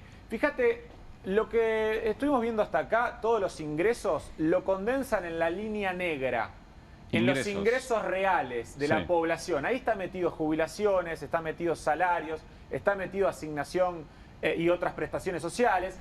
¿Cómo llega en la elección actual? Bueno, en caída desde más o menos principio de año, ¿no? O estancamiento, si se quiere, pero con una tendencia a la baja. Y lo violeta no, quiero entender bien, es la línea negra. Es la línea negra. Pero acá está en subida. No, cuando lo ves en términos de promedio anual, no está en franca subida si lo ves desde acá. Sí. O sea, en el conjunto de las dos variables, cuando vos ves salario y la otra, la violeta, que es el índice de confianza en el gobierno de la Universidad Torcuato Di Tella, que es interesante porque correlaciona muy bien con lo que saca el oficialismo, ves una caída. Cuando mirás las dos curvas, ves una caída de cómo llega cómo llega dato Milei. Es el último que tenemos, por eso llega hasta ahí. Este julio es el último dato que tenemos, efectivamente.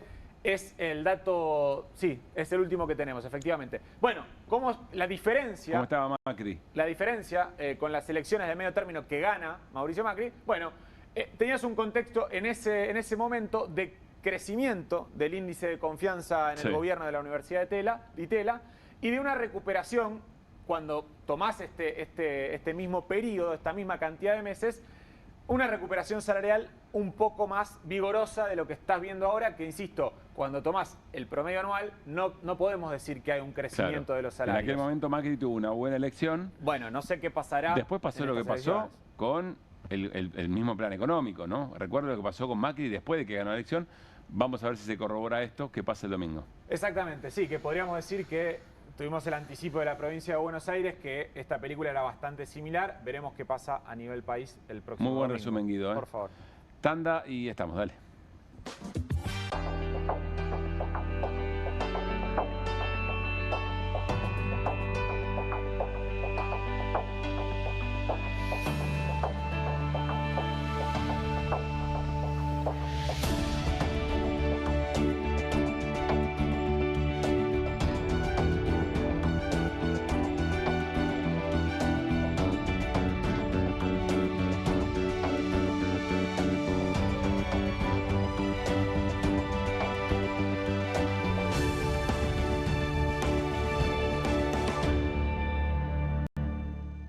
En Pilar contamos con Mimuni, nuestra herramienta digital de atención ciudadana para solicitar turnos, realizar trámites y gestionar reclamos de manera ágil y cercana. Descárgate la app o chatea con nosotros por WhatsApp a través de 11 52 38 68 64. Las 24 horas del día. También podés acercarte a cualquiera de nuestros puntos Muni de lunes a viernes de 8 a 18 horas y los sábados de 9 a 15 horas. En Pilar seguimos acercando el Estado a todos y todas las pilarenses. Pilar presente con futuro.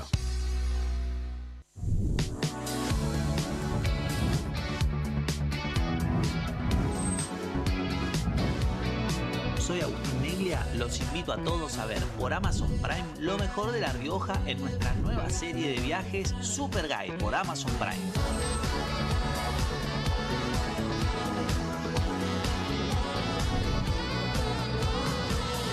Una excursión increíble en La Rioja, ojalá que puedan venir algún día porque es una experiencia inigualable.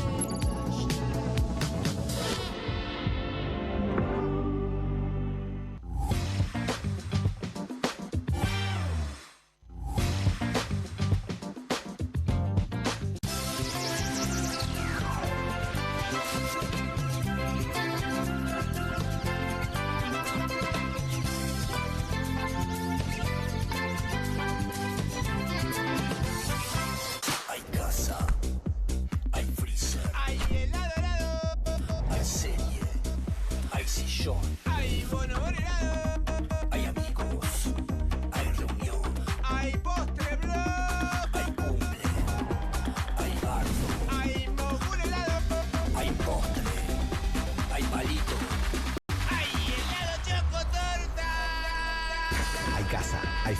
y tus chocolates y golosinas favoritas hechas helado. Vivimos en tiempos acelerados. Ya existe un corazón impreso que latió y vos seguís renegando con el embrague. Es normal no entenderlo todo. Es normal sentir que te estás quedando afuera. La buena noticia es que podés ponerte al día. TechWeek, lo que viene empieza acá. Buenos Aires Ciudad. Bienvenido a todo Latinoamérica. Caras TV llegó a DirecTV, el canal de las celebridades. Entretenimiento exclusivo las 24 horas del día. Más Caras, con la conducción de Héctor Maugeri. Red Carpet, Caras News, Caras Realeza, Caras Fashion, Caras TV. Llegó a DirecTV. Contenidos exclusivos para toda Latinoamérica.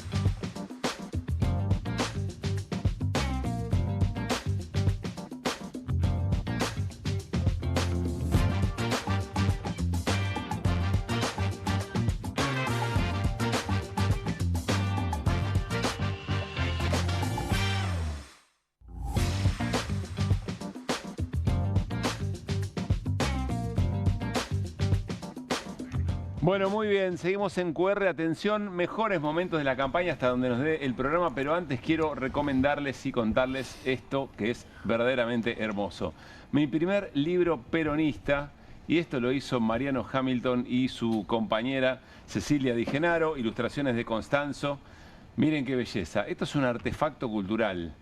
Explique, Mariano, porque esto tiene definiciones del peronismo muy sencillas, o muy resumidas, de alguna manera, para también las infancias. Por ejemplo, voy a agarrar algo al azar.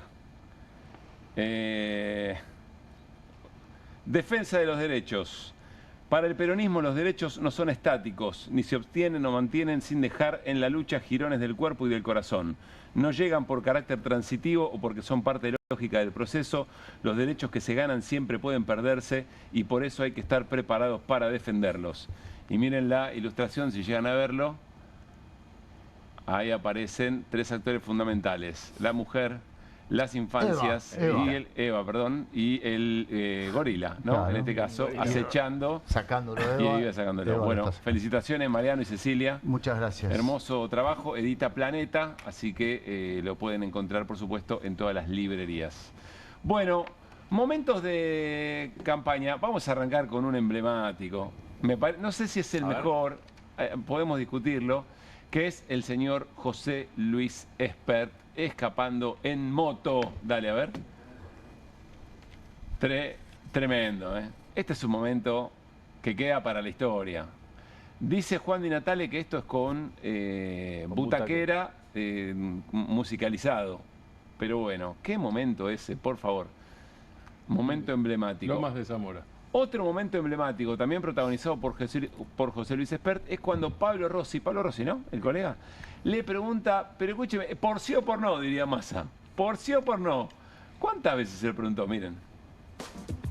A vos te transfirieron $200.000 en el primero del 2020. Un papel de una supuesta contabilidad paralela, de una causa que hay en Estados Unidos, pero por favor, ¿de qué estamos hablando? A ver, es muy simple la pregunta de cara a la gente que te está viendo. Sí. ¿Vos recibiste una transferencia de $200.000 a título personal de Fred Machado? Yo no voy a prestarme a este juego que me plantea Grabois de hablar de esto. No me estás contestando la pregunta. ¿Me perdonás, Pablo? Yo en el 2020, además en el 2020 no era ni candidato, ni diputado, ni político, laburaba en el sector privado. Todo el dinero que yo tengo lo puede justificar todo. Pero no somos todos lo mismo, Pablo. José Luis, no somos todos lo mismo. Al ataque, Pablo. Sí. Sacalo a Grabois. Dale una más. Contestale a Pablo. No, es que no lo puedo. Pará. No lo voy a sacar. Está sentado frente a mí. Pablo. Contestale a Pablo Rossi. No, yo te Esta te la contesta. Esta te la a contesta. vos, Fred Machado. Esta sí. Ahí va. Escuchá, yo te contesto de la siguiente manera. Ahí A va. Grabois le voy a contestar donde él radicó la demanda. Ahí. A él le voy a contestar ahí. Ahí. Yo quiero hacer la misma pregunta, perdón, Nico. Sí. Quiero hacer la misma pregunta, Seguro que Pablo, sí, que hiciste vos. No la 2, 3 o 4 veces. No. Le quiero preguntar a Para mí que en esta la conté. lo que todo el mundo se 3. pregunta. Hay un informe de Estados Unidos, la justicia de Estados Unidos, ¿Vos decís, dicen la que le contesto o no, pagaron Martín? $200.000 con plata del narco. No. Lo que quiero saber es si la cobró o si no la cobró. Mira, te repito lo que le dije a Pablo, no me voy a mover de ahí porque es la realidad.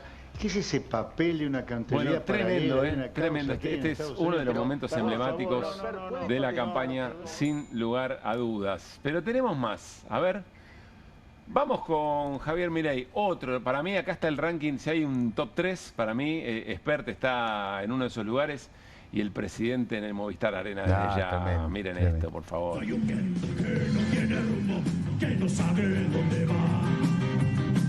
Soy gemido y de un amor profundo, que donde te va. Sin errores.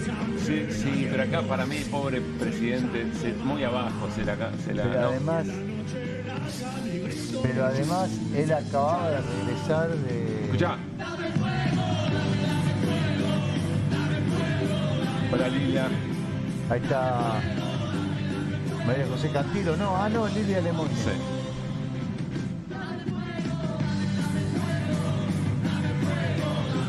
Se quedó un poquito sin aire, sí. Están desafinando. Ese es el presidente de la Comisión de Están Presupuesto. desafinando, perdón, aparte del fuego. Se están desafinando ahí. Martín. Insisto. Che, este es el momento de ocio que el presidente merece porque merece ocio. Sí, se lo merece. Y se clavó un fueguito en olivo. ¿Cómo? Se prende un fueguito en olivo. Bueno, ¿no? te haces un Movistar Arena. Agarra 2 palitos. Ah, acá le cambié la letra.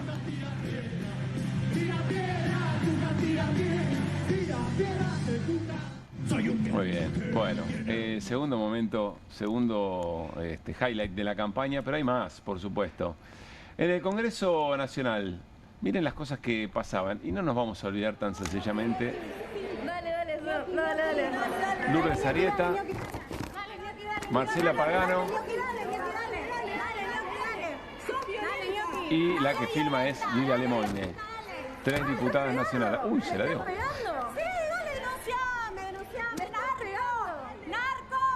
¡Me estás pegando, Marcela! ¡Narco! ¡Me pegaste, Marcela! ¡Me pegaste! ¡Narco! ¡Me pegaste! ¡Soltame! ¡Me pegaste! Me pegó. ¿Cómo me dejaste, Marcela? Después pidió una...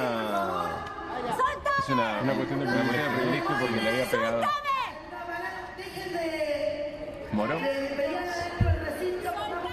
Moró diciendo en la presidencia, dejen de pelear en el recinto. Es una secundaria.